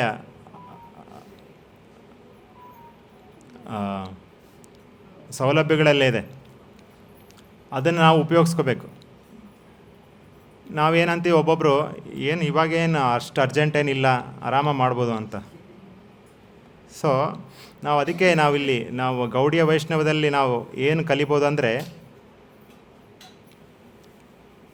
ಈಗ ನಾವಿರೋ ಈ ಲೋಕ ಯಾವಾಗಲೂ ಬೇರೆ ಬೇರೆ ಥರ ಕಷ್ಟಗಳಿಂದ ಕೂಡಿದೆ. ಸಂಸಾರದಾವ ನಲಲೀದ ಲೋಕ ಅಂತ ಬೆಳಿಗ್ಗೆ ಸ್ಟಾರ್ಟ್ ಮಾಡ್ತೀವಿ ಮಂಗಳಾರತಿನಲ್ಲಿ. ಅದನ್ನು ನೋಡಿ ಹೇಗೆ ಆಚಾರ್ಯರು ಅದನ್ನು ನಮಗೆ ನೆನಪಿಸೋದಕ್ಕೆ, ಸಂಸಾರದಾವ ನಲಲೀಡ ಲೋಕ ತ್ರಣಯ ಕಾರುಣ್ಯ ಘನಾಘನಾತ್ವಂ. ಈ ಸಂಸಾರವೆಂಬೋ ಈ ಸಾಗರ, ಈ ಲೋಕ ಯಾವಾಗಲೂ ಬೆಂಕಿ ಅನ್ನೋ ಜ್ವಾಲಾದಿಂದ ಕೂಡಿದೆ. ಅಂದರೆ ಎಷ್ಟು ಡೇಂಜರ್, ಎಷ್ಟು ಅಪಾಯದಲ್ಲಿದ್ದೀವಿ ಅಂತ ನಮಗದು ಮರ್ತೋಗುತ್ತೆ, ಪ್ರತಿದಿನ ಮರ್ತೋಗುತ್ತೆ. ಚೆನ್ನಾಗೇ ಇದೆ ಎಲ್ಲ, ಏನು ಈ ಥರ ಅಂತಾರೆ ಇವರು ಅಂತ ಅನಿಸುತ್ತೆ.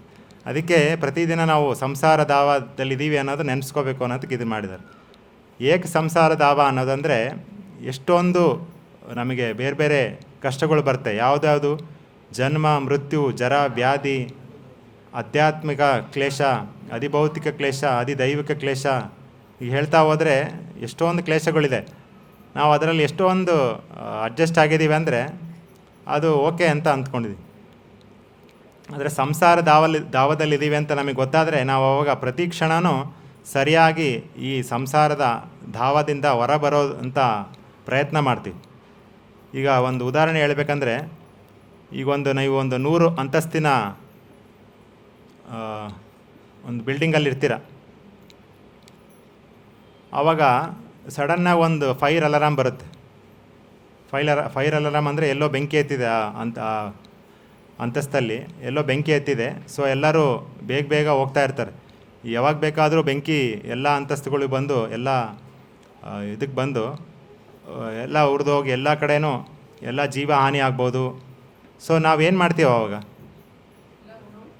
ಎಲ್ಲರೂ ಓಡೋಡಿ ಹೋಗ್ತಾರೆ. ಯಾಕಂದರೆ ಯಾವಾಗ ಬೇಕು ಅವಾಗ ಪ್ರಾಣ ಹೋಗ್ಬೋದು ಅವ್ರದ್ದು. ಪ್ರಾಣ ಉಳಿಸ್ಕೊಳೋದೇ ಮೇನು. ಅಲ್ಲಿ ನಾನು ಮೊಬೈಲ್ ಬಿಟ್ಟಿದ್ದೀನಿ, ಅಲ್ಲಿ ನಾನು ಇವತ್ತು ಲ್ಯಾಪ್ಟಾಪ್ ಇದೆ, ಅದನ್ನೆಲ್ಲ ನೋಡೋದೇ ಇಲ್ಲ. ಯಾವಾಗ ಪ್ರಾಣ ಉಳಿತೋ ಅಂತ ಹೋಗ್ತಾ ಇರ್ತಾರೆ. ಅಥವಾ ಇಲ್ಲಿ ಒಂದು ಇದಿರುತ್ತೆ, ಫೈರ್, ತುರ್ತು ನಿರ್ಗಮನ, ಈ ಥರ ಎಲ್ಲ ಇನ್ಸ್ಟ್ರಕ್ಷನ್ ಇರುತ್ತೆ, ಯಾವ ಕಡೆ ಬೇಗ ಹೋಗಿ ನಿಮ್ಮ ಪ್ರಾಣ ಉಳಿಸ್ಕೋಬೋದು ಅಂತ. ನೀವೆಲ್ಲ ಓಡ್ತಾ ಇರ್ತೀರ, ಒಬ್ಬನಿರ್ತಾನೆ ಅಲ್ಲಿ ತುರ್ತು ನಿರ್ಗಮನ ಅಂತ ಇರೋ ಬೋರ್ಡನ್ನ ನೋಡ್ತಾನೆ, ಇದೇನು ಈ ಥರ ಇದೆ, ಈ ಬಾರ್ಡ್ರ್ ಯಾಕಿಲ್ಲ ಇದರಲ್ಲಿ, ಈ ಫಾಂಟ್ ಯಾಕೋ ಚೆನ್ನಾಗಿಲ್ಲ, ಇನ್ನೊಂದು ಸ್ವಲ್ಪ ದೊಡ್ಡದು ಮಾಡಬೇಕಾಯ್ತು ಫಾಂಟು, ಇದು ಯಾಕೆ ಬರೀ ಕನ್ನಡ ಇಂಗ್ಲೀಷಲ್ಲಿ ಬರೀತಾರೆ, ಕನ್ನಡದಲ್ಲಿ ಬರೀಬೇಕು, ಕರ್ನಾಟಕದಲ್ಲಿ ಕನ್ನಡದಲ್ಲೇ ಬರೀಬೇಕು, ಈ ಥರ ಎಲ್ಲ ಲೆಕ್ಕ ಹಾಕೊಂಡು ಕುಂತ್ರೆ ಏನಾಗುತ್ತೆ, ಅವರು ಜೀವ ಹಾನಿ ಆಗುತ್ತೆ ಅಷ್ಟೆ. ಸೊ ಹಾಗಾಗಿ ನಾವು ಯಾವ ಪರಿಸ್ಥಿತಿಯಲ್ಲಿ ಇದ್ದೀವಿ ಅಂತ ಗೊತ್ತಾದರೆ ನಾವು ಅನಗತ್ಯವಾಗಿ ಕಾಲ ವ್ಯಯ ಮಾಡಲ್ಲ, ಅಸತ್ ಆಲಾಪದಲ್ಲಿ ಇರಲ್ಲ. ಅದನ್ನು ಇಲ್ಲಿ ಹೇಳ್ತಾ ಇದ್ದಾರೆ, ಕೃಷ್ಣನ ಬಗ್ಗೆ ಸಂಬಂಧ ಇದ್ದರೆ ಮಾತ್ರ ಹೇಳಿ, ಇಲ್ಲ ಅಂದರೆ ನಮಗೆ ಹೇಳೋಕ್ಕೋಗಬೇಡಿ ಅಂತ. ಯಾಕಂದರೆ ಸುಮ್ಮನೆ ಯಾಕೆ ಸಮಯ ವ್ಯಯ. ಸೊ ಹಾಗಾಗಿ ಇಲ್ಲಿ ನಮಗೆ ಇರೋ ಕಡಿಮೆ ಸಮಯವನ್ನು ನಾವು ಎಷ್ಟಾಗುತ್ತೋ ಅಷ್ಟು ಭಗವಂತನಲ್ಲಿ ಶ್ರದ್ಧೆ ಭಕ್ತಿಯಿಂದ ಭಗವಂತನ ಸೇರುವಂಥ ಕೆಲಸಗಳಲ್ಲಿ ನಾವು ಕಳಿಬೇಕು. ಈಗ ವಾಟ್ಸಪ್ ಬರುತ್ತೆ ಒಂದು ಮೆಸೇಜ್, ಅವರಿಗೆ ರಿಪ್ಲೈ ಮಾಡ್ತೀರ, ಆವಾಗ ಅವರು ನೋಡ್ತಾರೆ, ಮೆಸೇಜ್ ನೋಡಿದಾರೋ ಎಲ್ಲ ಗೊತ್ತಿಲ್ಲ. ಸೊ ನೀವು ಅವಾಗವಾಗ 5 ನಿಮಿಷಕ್ಕೊಂದ್ಸರಿ ಓಪನ್ ಮಾಡ್ತಿರ್ತಾರೆ, ಯಾಕೋ ನನಗಿನ್ನೂ ರಿಪ್ಲೈನೇ ಮಾಡಿಲ್ಲಲ್ಲ ಇವರು, ಏನಾಯಿತೋ ಹ್ಞೂ ಅಂತಾರೋ, ಬರೀ ಇದೇ ಯೋಚನೆ.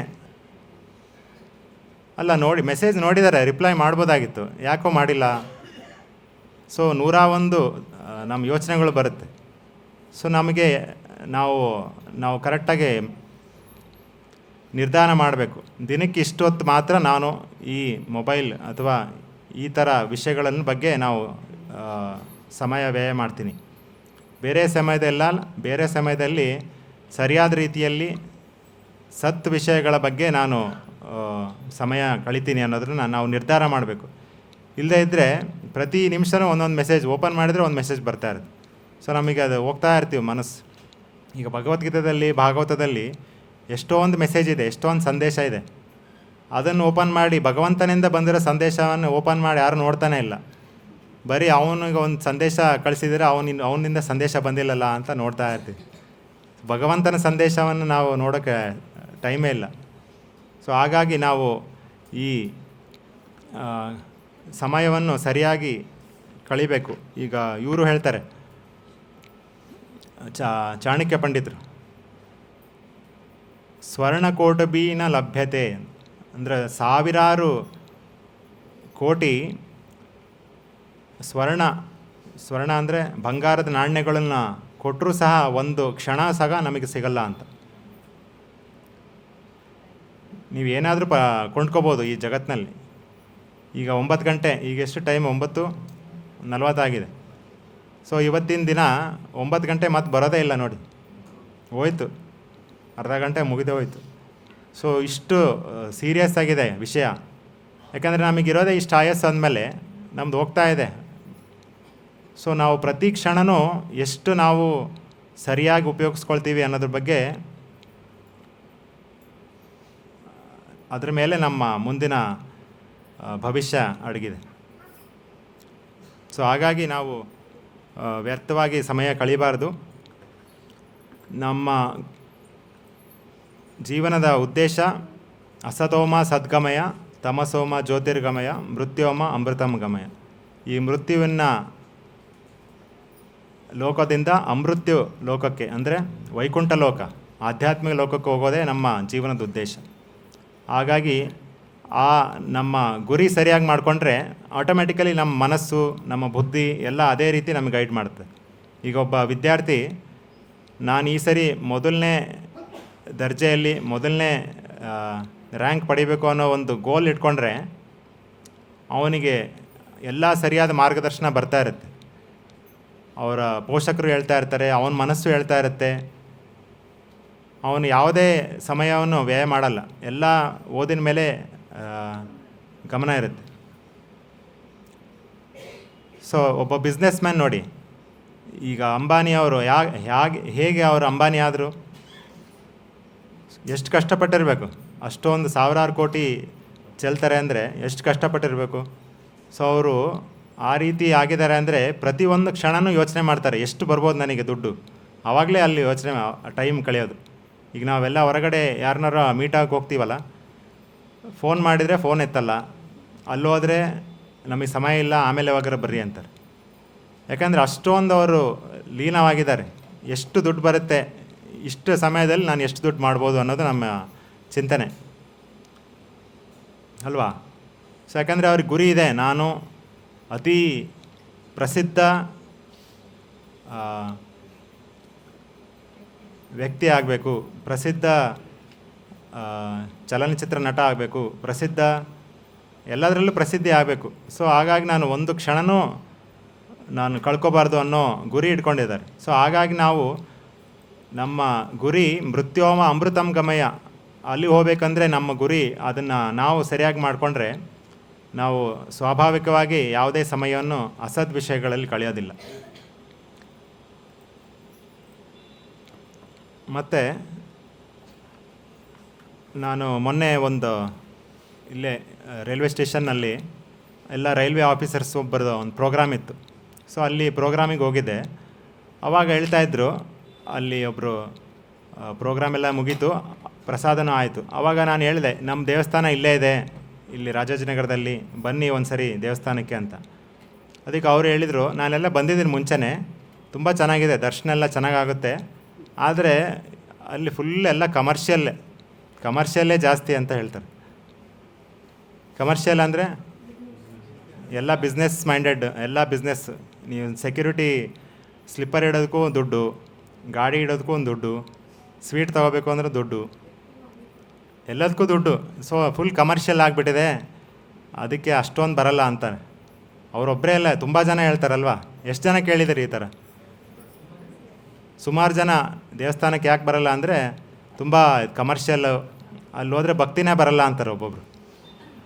ಭಕ್ತಿ ಅಂದರೆ ಏನು ಡೆಫಿನಿಷನ್ನೇ ಗೊತ್ತಿರಲ್ಲ ಅವರಿಗೆ, ಭಕ್ತಿ ಬರಲ್ಲ ಅಂತ ಹೇಳ್ತಾರೆ. ಸೊ ನಾವು ಯಾಕೆ ಈ ಥರ ಮಾಡ್ತಾಯಿದ್ದೀವಿ ಹಾಗಾದರೆ? ಸೊ ಇಲ್ಲಿ ಅದಕ್ಕೆ ಉತ್ತರ ಇಲ್ಲೇ ಇದೆ, ಅದ್ರ ಹಿಂದಿನ ಶ್ಲೋಕದಲ್ಲಿ. ಎಲ್ಲಿ ಕೃಷ್ಣನ ಕಥೆಗೆ ಸಂಬಂಧ ಇದ್ದರೆ ಮಾತ್ರ ಅದನ್ನು ಹೇಳಿ ಅಂತ ಹೇಳ್ತಾ ಇದ್ದಾರೆ. ಸೊ ಅದೇ ರೀತಿ ನಾವೇನೇ ಮಾಡ್ತಾಯಿದ್ರು ಕೃಷ್ಣನಿಗೆ ಸಂಬಂಧ ಇದೆ, ಆವಾಗ ಮಾತ್ರ ನಾವು ಮಾಡ್ಬೋದು, ಇಲ್ಲದ್ರೆ ಮಾಡೋಂಗಿಲ್ಲ ಅಂತ ಇದರಿಂದ ಅರ್ಥ ಮಾಡ್ಕೋಬೋದು. ಸೊ ನಾವು ಏನೇ ಮಾಡಲಿ, ನಾವಿಲ್ಲಿ ಒಂದು ದೇವಸ್ಥಾನ ಕಟ್ಟಬೇಕು ಅಂದರೆ ಎಷ್ಟೊಂದು ಫಂಡ್ಸ್ ಬೇಕು. ಸೊ ಫಂಡ್ಸ್ನೂ ನಾವು ಭಗವಂತನಿಗೆ ಉಪಯೋಗಿಸ್ತಾ ಇದ್ದೀವಿ. ಇಲ್ಲಿ ಬರೋ ಭಕ್ತಾದಿಗಳೆಲ್ಲ ಸೌಲಭ್ಯಗಳು ಬೇಕು. ಸೌಲಭ್ಯಗಳು ಬೇಕು ಅಂದರೆ ಅದನ್ನು ಮಾಡೋಕ್ಕೆ ಕೆಲಸದವ್ರು ಬೇಕು. ಕೆಲಸದವ್ರು ಹಾಗೆ ಬರ್ತಾರಾ? ಅವ್ರಿಗೆ ಸಂಬಳ ಕೊಟ್ಟರೆ ಅಷ್ಟೇ ಬರೋದು. ಸೊ ಸಂಬಳ ಕೊಡಬೇಕಂದ್ರೆ ನಮಗೆ ದುಡ್ಡು ಬೇಕು. ಸೊ ಇದೆಲ್ಲ ರೀತಿಯಿಂದ ನೋಡಿದರೆ ಕಮರ್ಷಿಯಲ್ ಆಗಿದ್ದರೆ, ಭಗವಂತನಿಗೋಸ್ಕರ ಕಮರ್ಷಿಯಲ್ ಆಗಿದ್ದರೆ ಅದರಲ್ಲಿ ಏನೂ ತಪ್ಪಿಲ್ಲ. ಸ್ವಂತ ನಮಗೋಸ್ಕರ ಕಮರ್ಷಿಯಲ್ ಆಗಿದ್ದರೆ ಆವಾಗ ಅದು ತಪ್ಪಾಗುತ್ತೆ. ಈಗ ಪ್ರಭುಪಾದರಿಗೊಬ್ಬರು ಇಂಟರ್ವ್ಯೂನಲ್ಲಿ ಕೇಳ್ತಾರೆ, ನೀವೇನು ಎಷ್ಟೋ ಪ್ರಪಂಚದಾದ್ಯಂತ ಹೋಗ್ತೀರಾ, ಎಲ್ಲ ಕಡೆ ದೊಡ್ಡ ದೊಡ್ಡ ದೇವಸ್ಥಾನಗಳೇ ಮಾಡ್ತೀರಾ, ಏನಕ್ಕೆ ಮಾಡ್ತೀರಾ ಈ ಥರ ಅಂತ ಕೇಳ್ತಾರೆ. ಅದಕ್ಕೆ ಪ್ರಭುಪಾದರು ಹೇಳ್ತಾರೆ, ನಮಗೆ ಜಸ್ಟ್ ಹರೇ ಕೃಷ್ಣ ಮಂತ್ರ ಜಪ ಮಾಡೋದಕ್ಕೆ, ಆಧ್ಯಾತ್ಮಿಕವಾಗಿ ಮುಂದುವರೆಯೋದಕ್ಕೆ ಭಗವದ್ಗೀತೆ ಓದ್ಕೊಂಡು ಜಸ್ಟ್ ಒಂದು ಮರ ಇದ್ದರೆ ಸಾಕು. ಮರದ ಕೆಳಗಡೆ ಕೂತ್ಕೊಂಡು ನಾವೆಲ್ಲ ಜೀವನ ಮಾಡ್ಬೋದು. ಇದೇನು ಜಪ ಮಾಡೋದು, ಬುಕ್ ಓದೋದು, ಪ್ರಸಾದ ತಗೊಳೋದು, ಮರದ ಕೆಳಗೆ ಕುಂತ್ರೆ ಆಯಿತು. ಮುಂಚೆ ಎಲ್ಲ ಅದೇ ಥರ ಮಾಡ್ತಾಯಿದ್ರು ಋಷಿಮುನಿಗಳೆಲ್ಲ, ಇಲ್ಲಿ ನೈಮಿಷಾರಣ್ಯದೆಲ್ಲ ಮಾಡ್ತಾಯಿದ್ದಾರೆ ಆ ಥರ. ಆದರೆ ಪ್ರಭುಪಾದರು ಅದೇ ಥರ ಮಾಡಿದರೆ ಏನಾಗ್ತಾಯಿತ್ತು? ಇವತ್ತು ಇಸ್ಕಾನ್ ಸಂಸ್ಥೆನೇ ಇರ್ತಾ ಇರಲಿಲ್ಲ. ಈ ಭಾಗವತ ನಮಗೆ ಯಾರಿಗೂ ಸಿಗ್ತಾನೇ ಇರಲಿಲ್ಲ. ನಮಗೆ ಅಜ್ಞಾನದಲ್ಲೇ ನಾವು ಇರ್ತಾಯಿದ್ವಿ, ತಮಸ್ ಲೋಕದಲ್ಲೇ ಇರ್ತಾಯಿದ್ವಿ, ಮೃತ್ಯು ಲೋಕದಲ್ಲೇ ಇರಬೇಕಾಗಿತ್ತು. ಸೊ ಈ ಪ್ರಭುಪಾದರುಗಳು, ಈ ಆಚಾರ್ಯರು, ಈ ಗೋಸ್ವಾಮಿಗಳೆಲ್ಲ ಅವರೆಲ್ಲ ನಮ್ಮ ಒಳಿತಿಗೋಸ್ಕರ, ನಮ್ಮ ಆಯಸ್ ಮುಂಚೆನೇ ಕಮ್ಮಿ, ಅದು ದುರ್ಭಾಗ್ಯದಲ್ಲಿದ್ದೇವೆ, ಸುಮಂದ, ಈ ರೀತಿಯಾದ ಲಕ್ಷಣಗಳಿಂದ ನಮ್ಮನ್ನು ನೋಡಿ ಅವರಿಗೆ ಕರುಣೆಯಿಂದ ಅವರು ಈ ರೀತಿಯಾದ ಯೋಜನೆಗಳು ಮಾಡ್ತಾಯಿದ್ದಾರೆ. ನಾನಾ ಶಾಸ್ತ್ರ ವಿಚಾರಣೈಕ ನಿಪುಣವು ಸದ್ಧರ್ಮ ಸಂಸ್ಥಾಪಕವು ಅಂತ ಹೇಳ್ತಾರೆ. ಅಂದರೆ ನಾನಾ ಶಾಸ್ತ್ರಗಳನ್ನು, ಎಲ್ಲ ಶಾಸ್ತ್ರಗಳನ್ನು ಓದಿ ಎಕ್ಸ್ಪರ್ಟ್, ಅವರೆಲ್ಲ ನಿಪುಣರು, ಎಲ್ಲ ಶಾಸ್ತ್ರಗಳಲ್ಲಿ ನಿಪುಣರು. ಆ ನಿಪುಣರು ಮಾತ್ರ ಅಲ್ಲಿಂದ ಒಂದೊಂದು ಏನೇನು ತುಂಬ ಮುಖ್ಯವಾದದ್ದು ವಿಷಯಗಳಿದೆ ನಾನೆಲ್ಲ ತೊಗೊಂಡಿದ್ದಾರೆ. ಯಾಕಂದರೆ ಓದ್ಕೊಳ್ತಾ ಕುಂತ್ರೆ ಎಷ್ಟಿದೆ ಓದೋದು. ಈ ಮಹಾಭಾರತದಲ್ಲೇ 1,00,000 ಶ್ಲೋಕಗಳಿದೆ. ನಾವಿಲ್ಲಿ ಭಗವದ್ಗೀತೆಯಲ್ಲಿ 700 ಶ್ಲೋಕ ಓದಿ ಅಂದರೆ ಟೈಮ್ ಇಲ್ಲ ಅಂತಾರೆ. ಇನ್ನು 1,00,000 ಶ್ಲೋಕ ಎಲ್ಲಿ ಓದೋದು? ಸೊ ಅದಕ್ಕೆ ಈ ಗೋಸ್ವಾಮಿಗಳೆಲ್ಲ ಚೈತನ್ಯ ಮಹಾಪ್ರಭುಗಳ ಶಿಷ್ಯಂದ್ರ ಗೋಸ್ವಾಮಿಗಳು ಎಲ್ಲ ಶಾಸ್ತ್ರಗಳಲ್ಲಿ ನಿಪುಣರಾಗಿ ಎಲ್ಲ ಭಗವಂತನ ಬಗ್ಗೆ ಅರ್ಥ ಮಾಡ್ಕೊಳೋದಕ್ಕೆ ಏನೇನು ಬೇಕೋ ಎಲ್ಲ ಸಾರವನ್ನು ತಗೊಂಡು ನಮಗೆ ಈ ಶಾಸ್ತ್ರಗಳನ್ನು ಕೊಟ್ಟಿದ್ದಾರೆ ಪ್ರಭುಪಾದರ ಮುಖಾಂತರ. ಸೊ ಅವ್ರು ಹೇಳ್ತಾರೆ, ಅನಾಸಕ್ತಸ್ಯ ವಿಷಯಾನ್ ಯಥಾರ್ಹನ್ ಉಪಯುಂಜತಃ ನಿರ್ಬಂಧ ಕೃಷ್ಣ ಸಂಬಂಧೆ ಯುಕ್ತ ವೈರಾಗ್ಯ ಮುಚ್ಚತೆ ಅಂತ. ಕೃಷ್ಣನಿಗೆ ಸಂಬಂಧ ಇದ್ದರೆ ಮಾತ್ರ ಅದನ್ನು ಉಪಯೋಗಿಸ್ಕೋಬೋದು. ಈಗ ಪ್ರಭುಪಾದರು ಇದನ್ನು ಕಟ್ಟಿಲ್ಲ ಅಂದರೆ ನಾವು ಯಾರೂ ಇಲ್ಲಿ ಬರ್ತಾನೆ ಇರ್ತಾ ಇರಲಿಲ್ಲ, ಯಾರಿಗೂ ಇದು ಸಿಗ್ತಾನೆ ಇರ್ತಾ ಇರಲಿಲ್ಲ. ಆದರೆ ಪ್ರಭುಪಾದರು ನನಗೆ ಎದಕ್ಕೆ ಈ ಥರ ದೇವಸ್ಥಾನಗಳು ಬೇಕು, ನನಗೊಂದು ಮರ ಸಾಕಪ್ಪ, ನಾನು ದೊಡ್ಡ ವೈರಾಗಿ, ಮರ ಒಂದು ಸಾಕು ಅಂತ ಇದ್ದರೆ ಈ ಅಂತಾರಾಷ್ಟ್ರೀಯ ಕೃಷ್ಣ ಪ್ರಜ್ಞಾ ಸಂಘನೇ ಬರ್ತಾ ಇರಲಿಲ್ಲ. ಸೊ ಅದಕ್ಕೆ ಮರ ಒಂದೇ ಸಾಕು, ನನಗೆ ಏನು ಬೇಡ ಅಂದರೆ ಅದೊಂಥರ ಫಲ್ಗು ವೈರಾಗ್ಯ. ಫಲ್ಗು ಅಂದರೆ ಆರ್ಟಿಫಿಷಿಯಲ್, ಕೃತಕವಾದ ವೈರಾಗ್ಯ. ಅದು ನಿಜವಾದ ವೈರಾಗ್ಯ ಏನು ಅಂದರೆ ಈ ಎಲ್ಲ ಅಂತಸ್ತು ಏನೇ ಇರಲಿ ಅದೆಲ್ಲ ಭಗವಂತನಿಗೆ ಉಪಯೋಗಿಸೋದು ನಿಜವಾದ ವೈರಾಗ್ಯ. ಈಗ ನಾವು ರೋಡಲ್ಲಿ ಹೋಗ್ತಾ ಇದ್ದೀವಿ ಅಂತ ಹೇಳ್ಕೊಳ್ಳಿ, ಆವಾಗ ಒಂದು 1,000 ರೂಪಾಯಿ ನೋಟೋ 2,000 ರೂಪಾಯಿ ನೋಟೋ ಸಿಗುತ್ತೆ ನಿಮಗೆ. ನೀವು ನೋಡ್ತೀರಾ, ಇದೇನು 2,000 ರೂಪಾಯಿ ನೋಟ್ ಬಿದ್ದಿದೆ ಅಂತ ತೊಗೊಳ್ತೀರಾ. ತಗೊಂಡು ಏನು ಮಾಡೋದು, ಆ ಕಡೆ ಈ ಕಡೆ ನೋಡ್ತೀರಾ, ಯಾರೂ ಇರಲ್ಲ. ಆವಾಗ ಯಾವುದೋ ಏನೋ, ಅಥವಾ ನೀವೇ ತೊಗೊಂಡ್ರೆ ಅದು ನಿಮಗೆ ಕರ್ಮ ಬರುತ್ತೆ. ಇದು ಯಾರ್ದೋ ಏನೋ ಅಂತ ಅಲ್ಲೇ ಬಿಟ್ಟು ಹೋದರೆ ಅದು ಒಂಥರ ವೈರಾಗ್ಯ, ನನಗೆ ಯಾಕಪ್ಪ ಇದು ಅಂತ. ಆದರೆ ಇನ್ನೊಂದು ಕೆಲಸ ಮಾಡ್ಬೋದು. ಸೊ 3 ಕೆಲಸ ಮಾಡ್ಬೋದು. ಒಂದು, ನೀವೇ ತಗೊಂಡು ಅದನ್ನು ಜೋಬಲ್ಲಿ ಇಟ್ಕೋಬೋದು. ಎರಡನೇದು, ವೈರಾಗಿ ಥರ ನನಗೆ ಯಾಕಪ್ಪ ಯಾರ್ದೋ ಇದು ದುಡ್ಡು, ನನಗೆ ಯಾಕೆ ಅಂತ ಅಲ್ಲೇ ಬಿಟ್ಟು ಹೋಗ್ಬೋದು. ಇನ್ನೊಂದು ಮೂರನೇದು ಏನು ಮಾಡ್ಬೋದು ಅಂದರೆ ಇದನ್ನು ಯಾರು ಕಳ್ಕೊಂಡಿದ್ದಾರೆ, ಯಾರು ನಿಜವಾದ ವಾರಸ್ದಾರರು, ಈ 1,000 ರೂಪಾಯಿ 2,000 ರೂಪಾಯಿ ಯಾರು ಕಳ್ಕೊಂಡಿದ್ದಾರೋ ಅವ್ರನ್ನ ಹುಡುಕಿ ಅವ್ರಿಗೆ ಕೊಟ್ಟರೆ ಅವರಿಗೆ ತುಂಬ ಖುಷಿ ಆಗುತ್ತೆ. ಯಾಕಂದರೆ ಅವ್ರ ದುಡ್ಡು ಅಲ್ಲ. ಸೊ ಅದೇ ಅವ್ರಿಗೆ ಅದು ಸಿಗಬೇಕಾಗಿದ್ದು. ಸೊ ಅದೇ ರೀತಿ ಈಶಾವಾಸ್ಯಂ ಇದಂ ಸರ್ವಂ, ಸರ್ವ ಅಂದರೆ ಎಲ್ಲವೂ ಭಗವಂತನದು, ಈಶನದು. ಯತ್ಕಿಂಚ ಜಗತ್ಯಾಂ ಜಗತ್ ಅಂದರೆ ಎಲ್ಲ ಭಗವಂತನದೇ, ಆದ್ದರಿಂದ ಎಲ್ಲ ಭಗವಂತನಿಗೆ ಸೇರಬೇಕಾದದ್ದು. ಸೊ ಕೆರೆಯ ನೀರು ಕೆರೆಗೆ ಚೆಲ್ಲಿ ಅಂತೀವಲ್ಲ, ಆ ರೀತಿ ಎಲ್ಲ ಭಗವಂತನಿಗೆ ಸೇರಬೇಕು. ಯಾಕಂದರೆ ಎಲ್ಲ ಅವಂದೇ. ಸೊ ಹಾಗಾಗಿ ಈ ಅಂತಸ್ತು ಐಶ್ವರ್ಯ ಎಲ್ಲ ಭಗವಂತನದೇ. ಸೊ ಭಗವಂತನ ದೇವಸ್ಥಾನ ಕಟ್ಟೋದ್ರಲ್ಲಿ ವಿಜೃಂಭಣೆಯಿಂದ ವೈಭವದಿಂದ ಕಟ್ಟೋದ್ರಲ್ಲಿ ತಪ್ಪೇನಿದೆ? ಅದು ಕಮರ್ಷಿಯಲ್ ಆಗಲ್ಲ. ಯಾಕಂದರೆ ಕೃಷ್ಣನಿಗೆ ಸಂಬಂಧ ಆಗಿದೆ, ಕೃಷ್ಣ ಸಂಬಂಧೆ. ಸೊ ಇದು ಜನರಿಗೆ ಎಷ್ಟೊಂದು ಜನಕ್ಕೆ ಗೊತ್ತಿಲ್ಲ. ಹಾಗಾಗಿ ಅವರು ಇದೆಲ್ಲ ಕಮರ್ಷಿಯಲ್ಲು ಅಂತ ಹೇಳಿ ಅವರು ಬರೋದೇ ತಪ್ಪಿಸ್ಕೊಳ್ತಾರೆ. ನಾವು ಏನೇ ಕೆಲಸ ಮಾಡಿದರೂ ಅಷ್ಟೇ ಅದಕ್ಕೆ ಯೋಚನೆ ಮಾಡಬೇಕು, ಕೃಷ್ಣನಿಗೆ ಸಂಬಂಧ ಇದೇನೋ ಇಲ್ವೋ. ಈಗ ಎಷ್ಟೋ ನಿರ್ಧಾರಗಳು ತೊಗೋಬೇಕು. ನಾವು ದಿನನಿತ್ಯ ಸಾವಿರಾರು ನಿರ್ಧಾರ ತೊಗೊಳ್ತಾ ಇರ್ತೀವಿ, ಸಣ್ಣ ಪುಟ್ಟ ನಿರ್ಧಾರ. ಸೊ ನಾವು ಒಂದೇ ಒಂದು ಯೋಚನೆ ಮಾಡಬೇಕಾಗಿರೋದು, ಅದೇನದು, ಒಂದೇ ಒಂದು ಪ್ಯಾರಾಮೀಟರ್, ಒಂದೇ ಒಂದು ಕ್ರೈಟೀರಿಯಾ, ಅದೊಂದಿದ್ದರೆ ಆಯಿತು, ನಮ್ಮ ನಿರ್ಧಾರ ಮಾಡೋದು ತುಂಬ ಸುಲಭ ಆಗ್ಬಿಡುತ್ತೆ. ಇಲ್ಲಾಂದರೆ ನಾವು ಅದನ್ನು ಮಾಡಲ ಇದನ್ನು ಮಾಡಲ ಯಾವಾಗಲೂ ಗೊಂದಲದಲ್ಲಿರ್ತೀವಿ, ಯಾವ್ದು ತಗೊಳ್ಳಿ ನಿರ್ಧಾರ ಅಂತ. ಸೊ ಯಾವುದದು ಒಂದು ಕ್ರೈಟೀರಿಯಾ ಇದ್ದರೆ ಸಾಕು, ಬೇಗ ನಿರ್ಧಾರ ತಗೋಬೋದು. ಕೃಷ್ಣನಿಗೆ ಇದು ಸಂಬಂಧಪಟ್ಟಿದ್ದೇನೋ ಇಲ್ವೋ, ಇದು ನನಗೆ ಆಧ್ಯಾತ್ಮಿಕವಾಗಿ ಮುಂದುವರಿಯೋಕ್ಕೆ ಆಗುತ್ತೋ, ಅನುಕೂಲ ಆಗುತ್ತೋ ಇಲ್ವೋ ಅಂತ. ಇದೆರಡೇ ನಾವು ಚೆಕ್ ಮಾಡಬೇಕಾಗಿರೋದು. ಈ ಸಮಯ ನಾನು ಯಾವ ರೀತಿ ವ್ಯಯ ಮಾಡಬೇಕು, ಕೃಷ್ಣನ ಬಗ್ಗೆ ಅಥವಾ ನನ್ನ ಆಧ್ಯಾತ್ಮಿಕವಾಗಿ ಮುಂದುವರಿಯೋದ್ರ ಬಗ್ಗೆ ಇದು ನನಗೆ ಅನುಕೂಲ ಆಗುತ್ತೋ ಇಲ್ವೋ, ಎರಡೇ ಇದನ್ನು ನೋಡಿದರೆ ಆಯಿತು, ನಮಗೆ ಈಸಿಯಾಗಿ ನಿರ್ಧಾರ ಮಾಡ್ಬೋದು. ಅದಕ್ಕೆ ಅನುಕೂಲಸ್ಯ ಸಂಕಲ್ಪ ಪ್ರತಿಕೂಲಸ್ಯ ವರ್ಜನಂ ಅಂತ ಹೇಳ್ತಾರೆ. ನಮಗೇನು ಅನುಕೂಲ ಆಗುತ್ತೋ ಅದನ್ನು ಮಾಡೇ ಮಾಡ್ತೀನಿ ಅನ್ನೋ ಸಂಕಲ್ಪ ಮಾಡಬೇಕು. ಪ್ರತಿಕೂಲಸ್ಯ ವರ್ಜನಂ, ನನಗೇನು ಪ್ರತಿಕೂಲ ಅಂದರೆ ಅನಾನುಕೂಲ ಆಗುತ್ತೋ ಅದನ್ನು ವರ್ಜನೆ ಮಾಡಬೇಕು. ಅಷ್ಟು ಮಾಡಿಬಿಟ್ರೆ ಆಯಿತು, ನಮ್ಮ ಜೀವನ ತುಂಬ ಸುಲಭವಾಗಿ ನಡೆಸ್ಬೋದು. ಇಲ್ಲಾಂದರೆ ಎಷ್ಟೊಂದು ಗೊಂದಲಗಳು. ಈಗ ಹೊರಗಡೆ ಜಗತ್ತಿನಲ್ಲಿ ನೋಡಿದರೆ ಒಂದು ಸಣ್ಣ ಉದಾಹರಣೆ ಅಂದರೆ, ಒಂದು ಮೊಬೈಲ್ ತೊಗೋಬೇಕಂದ್ರೆ ಒಂದು ವೆಬ್ಸೈಟ್ಗೆ ಹೋದರೆ ಎಷ್ಟಿರುತ್ತೆ ಮೊಬೈಲ್, ಸಾವಿರಾರು ಇರುತ್ತೆ. ಸೊ ನೀವು ಹುಡುಕಿ ಅದರಲ್ಲಿ ಫೀಚರ್ ನೋಡಿ ನೋಡಿ ನೋಡಿ ನಿಮಗೆ ಗೊಂದಲದಲ್ಲಿ ಇನ್ನೂ ಹೆಚ್ಚು ಆಗ್ತೀರ, ಗೊಂದಲಲ್ಲೇ ಮುಳುಗೋಗ್ಬಿಡ್ತೀರ, ಯಾವ್ದು ತೊಗೋಬೇಕು ಯಾವ್ದು ಬಿಡಬೇಕು ಅಂತ. ಸೊ ನಿಮ್ಮ ರಿಕ್ವೈರ್ಮೆಂಟ್ ಏನು, ಆಧ್ಯಾತ್ಮಿಕವಾಗಿ ಮುಂದುವರೆಯೋದಕ್ಕೆ, ನೀವೇನೋ ಭಗವಂತನ ಬಗ್ಗೆ ಕೇಳೋದಕ್ಕೆ ಅಥವಾ ಭಕ್ತಾದಿಗಳ ಜೊತೆ ಚಾಟ್ ಮಾಡೋದಕ್ಕೆ ಅಥವಾ ಮಾತಾಡೋದಕ್ಕೆ ಮಾತ್ರ ಮೊಬೈಲ್ ಬೇಕು. ಸೊ ಅದಕ್ಕೆ ಯಾವ ರೀತಿ ಬೇಕೋ ಅದು ತೊಗೊಂಡ್ರೆ ಆಯಿತು. ನಾವು ಒಂದು ಗೊಂದಲದಲ್ಲಿ ಸಿಳ್ಕೊಂಡ್ಬಿಟ್ರೆ ಹೊರಗೆ ಬರಬೇಕಂದ್ರೆ ಇದನ್ನು ಸೂತ್ರವಾಗಿ ಉಪಯೋಗಿಸ್ಕೋಬೇಕು. ಕೃಷ್ಣನಿಗೆ ಸಂಬಂಧ ಇದೆಯೋ ಇಲ್ವೋ, ಸಂಬಂಧ ಇದ್ದರೆ ಮಾತ್ರ ನಾನು ಮುಂದುವರಿತೀನಿ.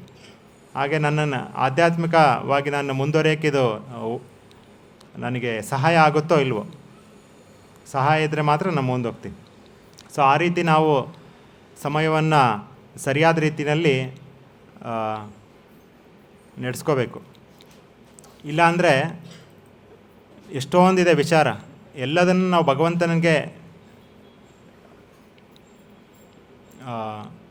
ಭಗವಂತನ ಬಗ್ಗೆ ತಿಳ್ಕೊಳೋದಕ್ಕೆ, ನಮ್ಮ ಆಧ್ಯಾತ್ಮಿಕವಾಗಿ ಮುಂದುವರೋದಕ್ಕೆ ಉಪಯೋಗಿಸಿದಾಗ ನಾವು ಜಾಸ್ತಿ ವೇಗವಾಗಿ ನಾವು ಆಧ್ಯಾತ್ಮಿಕದಲ್ಲಿ ಮುಂದುವರಿಬೋದು. ನಾವು ಫಲ್ಗು ವೈರಾಗ್ಯ ಅಂದರೆ ಕೃತಕವಾದ ವೈರಾಗ್ಯ ಮಾಡಬಾರ್ದು. ಅಂದರೆ ನಿಜವಾದ ವೈರಾಗ್ಯ ಅಂದರೆ ಎಲ್ಲವನ್ನು ಕೃಷ್ಣನ ಸಂಬಂಧದಲ್ಲಿ ಉಪಯೋಗಿಸ್ಕೊಳ್ಳೋದು ನಿಜವಾದ ವೈರಾಗ್ಯ ಅಂತ ಹೇಳ್ತಾರೆ. ಹೇಗೆ ನಾವು ಕಾಲಿನಲ್ಲೊಂದು ಮುಳ್ಳು ಚುಚ್ಚಿದೆ ಅಂದರೆ ಅದನ್ನು ಇನ್ನೊಂದು ಮುಳ್ಳು ಉಪಯೋಗಿಸ್ಕೊಂಡು ತೆಗಿಬೋದು, ಮುಳ್ಳಿನಿಂದ ತೆಗಿಯೋದು ಅಂತಾರಲ್ಲ. ಹಾಗೆ ಈಗ ನಾವು ಈ ಕಲಿಯುಗದಲ್ಲಿ ಎಷ್ಟೊಂದು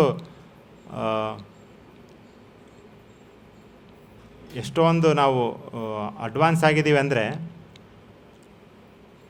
ಎಲ್ಲ ಕಡೆನೂ ಬರೀ ನಾವು ಕಲಿಪುರುಷನೇ ನೋಡ್ಬೋದು. ಎಲ್ಲ ಕಡೆಯೂ ಮಾಯನೇ ಇದೆ. ಏನೇ ಬಂದರೂ ನಮಗೆ ಭಗವಂತನಿಂದ ದೂರ ಮಾಡೋವಂಥ ಕೆಲಸನೇ ಜಾಸ್ತಿ, ಅಂಥ ಮಾಧ್ಯಮಗಳೇ ಜಾಸ್ತಿ. ಸೊ ನಾವು ಆ ಮುಳ್ಳಿನಿಂದನೇ ತೆಗಿಬೋದು. ಈ ವಾಟ್ಸಪ್ನ ಅಥವಾ ಈ ಮೊಬೈಲು ನಾವು ಏನೇ ಮಾಡಿದರೂ ಭಗವಂತನಿಗೋಸ್ಕರ ಮಾಡಿದರೆ ಆವಾಗ ನಮ್ಮಲ್ಲಿರೋ ಮಾಯನೂ ಹೊರಗೆ ಹೋಗುತ್ತೆ. ಆದರೆ ಇದನ್ನು ನಾವು ಗುರುಗಳ ಆಮೇಲೆ ಭಕ್ತಾದಿಗಳ ಅವರಿಂದ ಕಲಿಬೇಕು ಯಾವ ರೀತಿ ಮಾಡೋದು ಅಂತ. ನಿರ್ಬಂಧೆ ಕೃಷ್ಣ ಸಂಬಂಧೆ. ನಾನೆಲ್ಲ 24 ಗಂಟೆನೂ ಮೊಬೈಲ್ನಲ್ಲೇ ನೋಡ್ತೀನಿ, ಕೃಷ್ಣನ ವೀಡಿಯೋಗಳು ನೋಡ್ತೀನಿ, ಅದಕ್ಕೆ ಮೊಬೈಲ್ ಬೇಕು ಅಂತ 24 ಗಂಟೆ ನೋಡೋಕ್ಕಾಗಲ್ಲ. ಸೊ ನಮಗೆ ಏನೇನಾಗುತ್ತೋ ಅದನ್ನು ಮಾಡಬೇಕು. ಯಾವುದನ್ನು ಯಾವ ರೀತಿ ಉಪಯೋಗಿಸ್ಕೋಬೇಕು ಅಂತ ನಾವು ಭಕ್ತಾದಿಗಳಿಂದ ಕಲಿಬೇಕು, ಗುರುಗಳಿಂದ ಕಲಿಬೇಕು. ಯಾಕಂದರೆ ಅವರ ಆಚಾರ್ಯರು ಅವರು ಈ ಥರ ಬದಲಾವಣೆಗಳನ್ನು ಮಾಡ್ಬೋದು. ಈಗ ಸನ್ಯಾಸಿಗಳು ಒಂದು ರೂಲ್ ಇದೆ, ಸನ್ಯಾಸಿಗಳು ಸಮುದ್ರ ದಾಟೋ ಹಾಗಿಲ್ಲ ಅಂತ. ಸೊ ಸನ್ಯಾಸಿಗಳು ಸಮುದ್ರ ದಾಟೋ ಹಾಗಿಲ್ಲ ಅಂದರೆ ಎಷ್ಟೊಂದು ಪ್ರಪಂಚದಾದ್ಯಂತ ಎಷ್ಟೊಂದು ಜನರಿಗೆ ಆಧ್ಯಾತ್ಮಿಕವಾಗಿ ಮುಂದುವರೆಯೋದಕ್ಕೆ ಅಥವಾ ವೈದಿಕ ಸಂಸ್ಕೃತಿ ಬಗ್ಗೆ ಅವರಿಗೆ ಪರಿಚಯನೇ ಆಗೋದಿಲ್ಲ. ಯಾಕಂದರೆ ಎಲ್ಲ ಸನ್ಯಾಸಿಗಳೆಲ್ಲ ಭಾರತದಲ್ಲೇ ಇದ್ದರೆ ಅವರಿಗೆ ಹೇಗೆ ಗೊತ್ತಾಗುತ್ತೆ ಪಾಶ್ಚಾತ್ಯರಿಗೆ. ಸೊ ಈ ರೂಲ್ ಫಾಲೋ ಮಾಡಿದರೆ ಎಲ್ಲ ಕಡೆ ಇಸ್ಕಾನೇ ಸ್ಟಾರ್ಟ್ ಆಗ್ತಿರಲಿಲ್ಲ. ಸೊ ಪ್ರಭುಪಾದರು ಅವರ ಆಚಾರ್ಯರು ಭಕ್ತಿ ಸಿದ್ಧಾಂತ ಸರಸ್ವತಿ ಠಾಕೂರ್ ಹೇಳಿರೋ ಪ್ರಕಾರ ಈ ರೂಲ್ನ ಬ್ರೇಕ್ ಮಾಡ್ತಾರೆ. ಅಂದರೆ ಎಲ್ಲ ಸಮುದ್ರ ದಾಟಿ ಕಡಲೆಲ್ಲ ದಾಟಿ ಹೋಗ್ತಾರೆ. 14 ಸರಿ ಎಲ್ಲ ಕಡೆ ಹೋಗಿದ್ದಾರೆ ವಿಮಾನದಲ್ಲಿ. ಅಂದರೆ ಈ ಸನ್ಯಾಸಿ ನಿಯಮಕ್ಕೆ ಇದು ವಿರುದ್ಧ. ಆದರೆ ನಿರ್ಬಂಧೆ ಕೃಷ್ಣ ಸಂಬಂಧೆ. ಸೊ ಕೃಷ್ಣನಿಗೋಸ್ಕರ ಹೋಗ್ತಾ ಇದ್ದಾರೆ, ಕೃಷ್ಣನಿಗೋಸ್ಕರ ಅವರು ಪ್ರಪಂಚ ಪರ್ಯಟನೆ ಮಾಡ್ತಾ ಇದ್ದಾರೆ, ಕೃಷ್ಣನಿಗೋಸ್ಕರ ಇಷ್ಟು ದೊಡ್ಡ ದೊಡ್ಡ ಅಂತಸ್ತಿರುವಂಥ ದೇವಾಲಯಗಳನ್ನು ಸೃಷ್ಟಿಸ್ತಾ ಇದ್ದಾರೆ. ಸೊ ಅದೇ ರೀತಿ ನಾವು ನೋಡಬೇಕು, ಕೃಷ್ಣ ಇದಾನೋ ಇಲ್ವೋ. ಸೊ ಅದನ್ನು ನಾವು ಆಚಾರ್ಯರಿಂದ ಕಲಿಬೇಕು. ಸೊ ಮತ್ತು ಇನ್ನೇನು ಇದರಲ್ಲಿ ನೋಡ್ಬೋದಂದರೆ, ನಮಗೆ ನಾವು ದಿನನಿತ್ಯ ನೋಡೋ ಹಾಗೆ ತುಂಬ ಜನಕ್ಕೆ ಈ ಕೃಷ್ಣ ಪ್ರಜ್ಞೆ ಅನ್ನೋದೇ ಇಲ್ಲ. ಹಾಗಾಗಿ ನಾವು ಭಾರತ ಭೂಮಿನಲ್ಲಿದ್ದು ಈ ಪ್ರಭುಪಾದರ ಶಿಷ್ಯಂದ್ರಾಗಿರೋದ್ರಿಂದ ನಮಗೆ ಸ್ವಲ್ಪನಾದರೂ ಆಧ್ಯಾತ್ಮಿಕ ಬಗ್ಗೆ ಮುಂದುವರಿಯುವಷ್ಟು ಮನಸ್ಸಿದೆ. ಸೊ ನಾವು ಈ ಭಾರತದಲ್ಲಿದ್ದು ಫಸ್ಟ್ ನಮ್ಮ ಜೀವನ ಉದ್ಧಾರ ಮಾಡ್ಕೋಬೇಕು. ಹೇಗೆ ಅಂದರೆ ನಾವು ಜಪ ಮಾಡೋದು, ಪುಸ್ತಕಗಳು ಓದೋದು, ಸಾಧು ಸಂಘ ಮಾಡೋದು, ದೇವಸ್ಥಾನಗಳಿಗೆ ಬರೋದು, ಇದೆಲ್ಲ ಮಾಡೋದ್ರಿಂದ ನಮ್ಮ ಆತ್ಮೋದ್ಧಾರ ಆಗುತ್ತೀವಿ. ಅದಾದಮೇಲೆ ಬೇರೆಯವ್ರ ಆತ್ಮೋದ್ಧಾರ ಮಾಡಬೇಕು. ಅದನ್ನೇ ಹೇಳ್ತಾರೆ, ಭಾರತ ಭೂಮಿಯಲ್ಲಿ ಹೈಲ ಮನುಷ್ಯ ಜನ್ಮ ಯಾರ, ಜನ್ಮ ಸಾರ್ಥಕ ಕರಿ ಕರಕ ಪರೋಪಕಾರ. ಅದೇ ನಿಜವಾದ ಪರೋಪಕಾರ. ಎಷ್ಟೊಂದು ಜನರಿಗೆ ಇದ್ರ ಬಗ್ಗೆ ಜ್ಞಾನನೇ ಇಲ್ಲ. ಹಾಗಾಗಿ ನಾವು ನಮ್ಮ ಸಮಯವನ್ನು ಸರಿಯಾಗಿ ನಡೆಸ್ಕೊಂಡು, ಸರಿಯಾಗಿ ನಿರ್ವಹಿಸ್ಕೊಂಡು, ಆಧ್ಯಾತ್ಮಿಕವಾಗಿ ಮುಂದುವರೆದು ಬೇರೆಯವರಿಗೂ ಸಹ ಈ ಕೃಷ್ಣ ಪ್ರಜ್ಞೆ ಎಂಬ ಉಡುಗೊರೆಯನ್ನು ಕೊಡಬೇಕು. ಇಷ್ಟು ಹೇಳ್ತಾ ಮುಗಿಸೋಣ. ಗ್ರಂಥರಾಜ್ ಶ್ರೀಮದ್ ಭಾಗವತಂ ಕೀ ಜಯ. ಜಗದ್ಗುರು ಶ್ರೀಲ ಪ್ರಭುಪಾದ್ ಕೀ ಜಯ. ನಿತಾಯಿ ಗೌರ್ ಪ್ರೇಮಾನಂದಿ.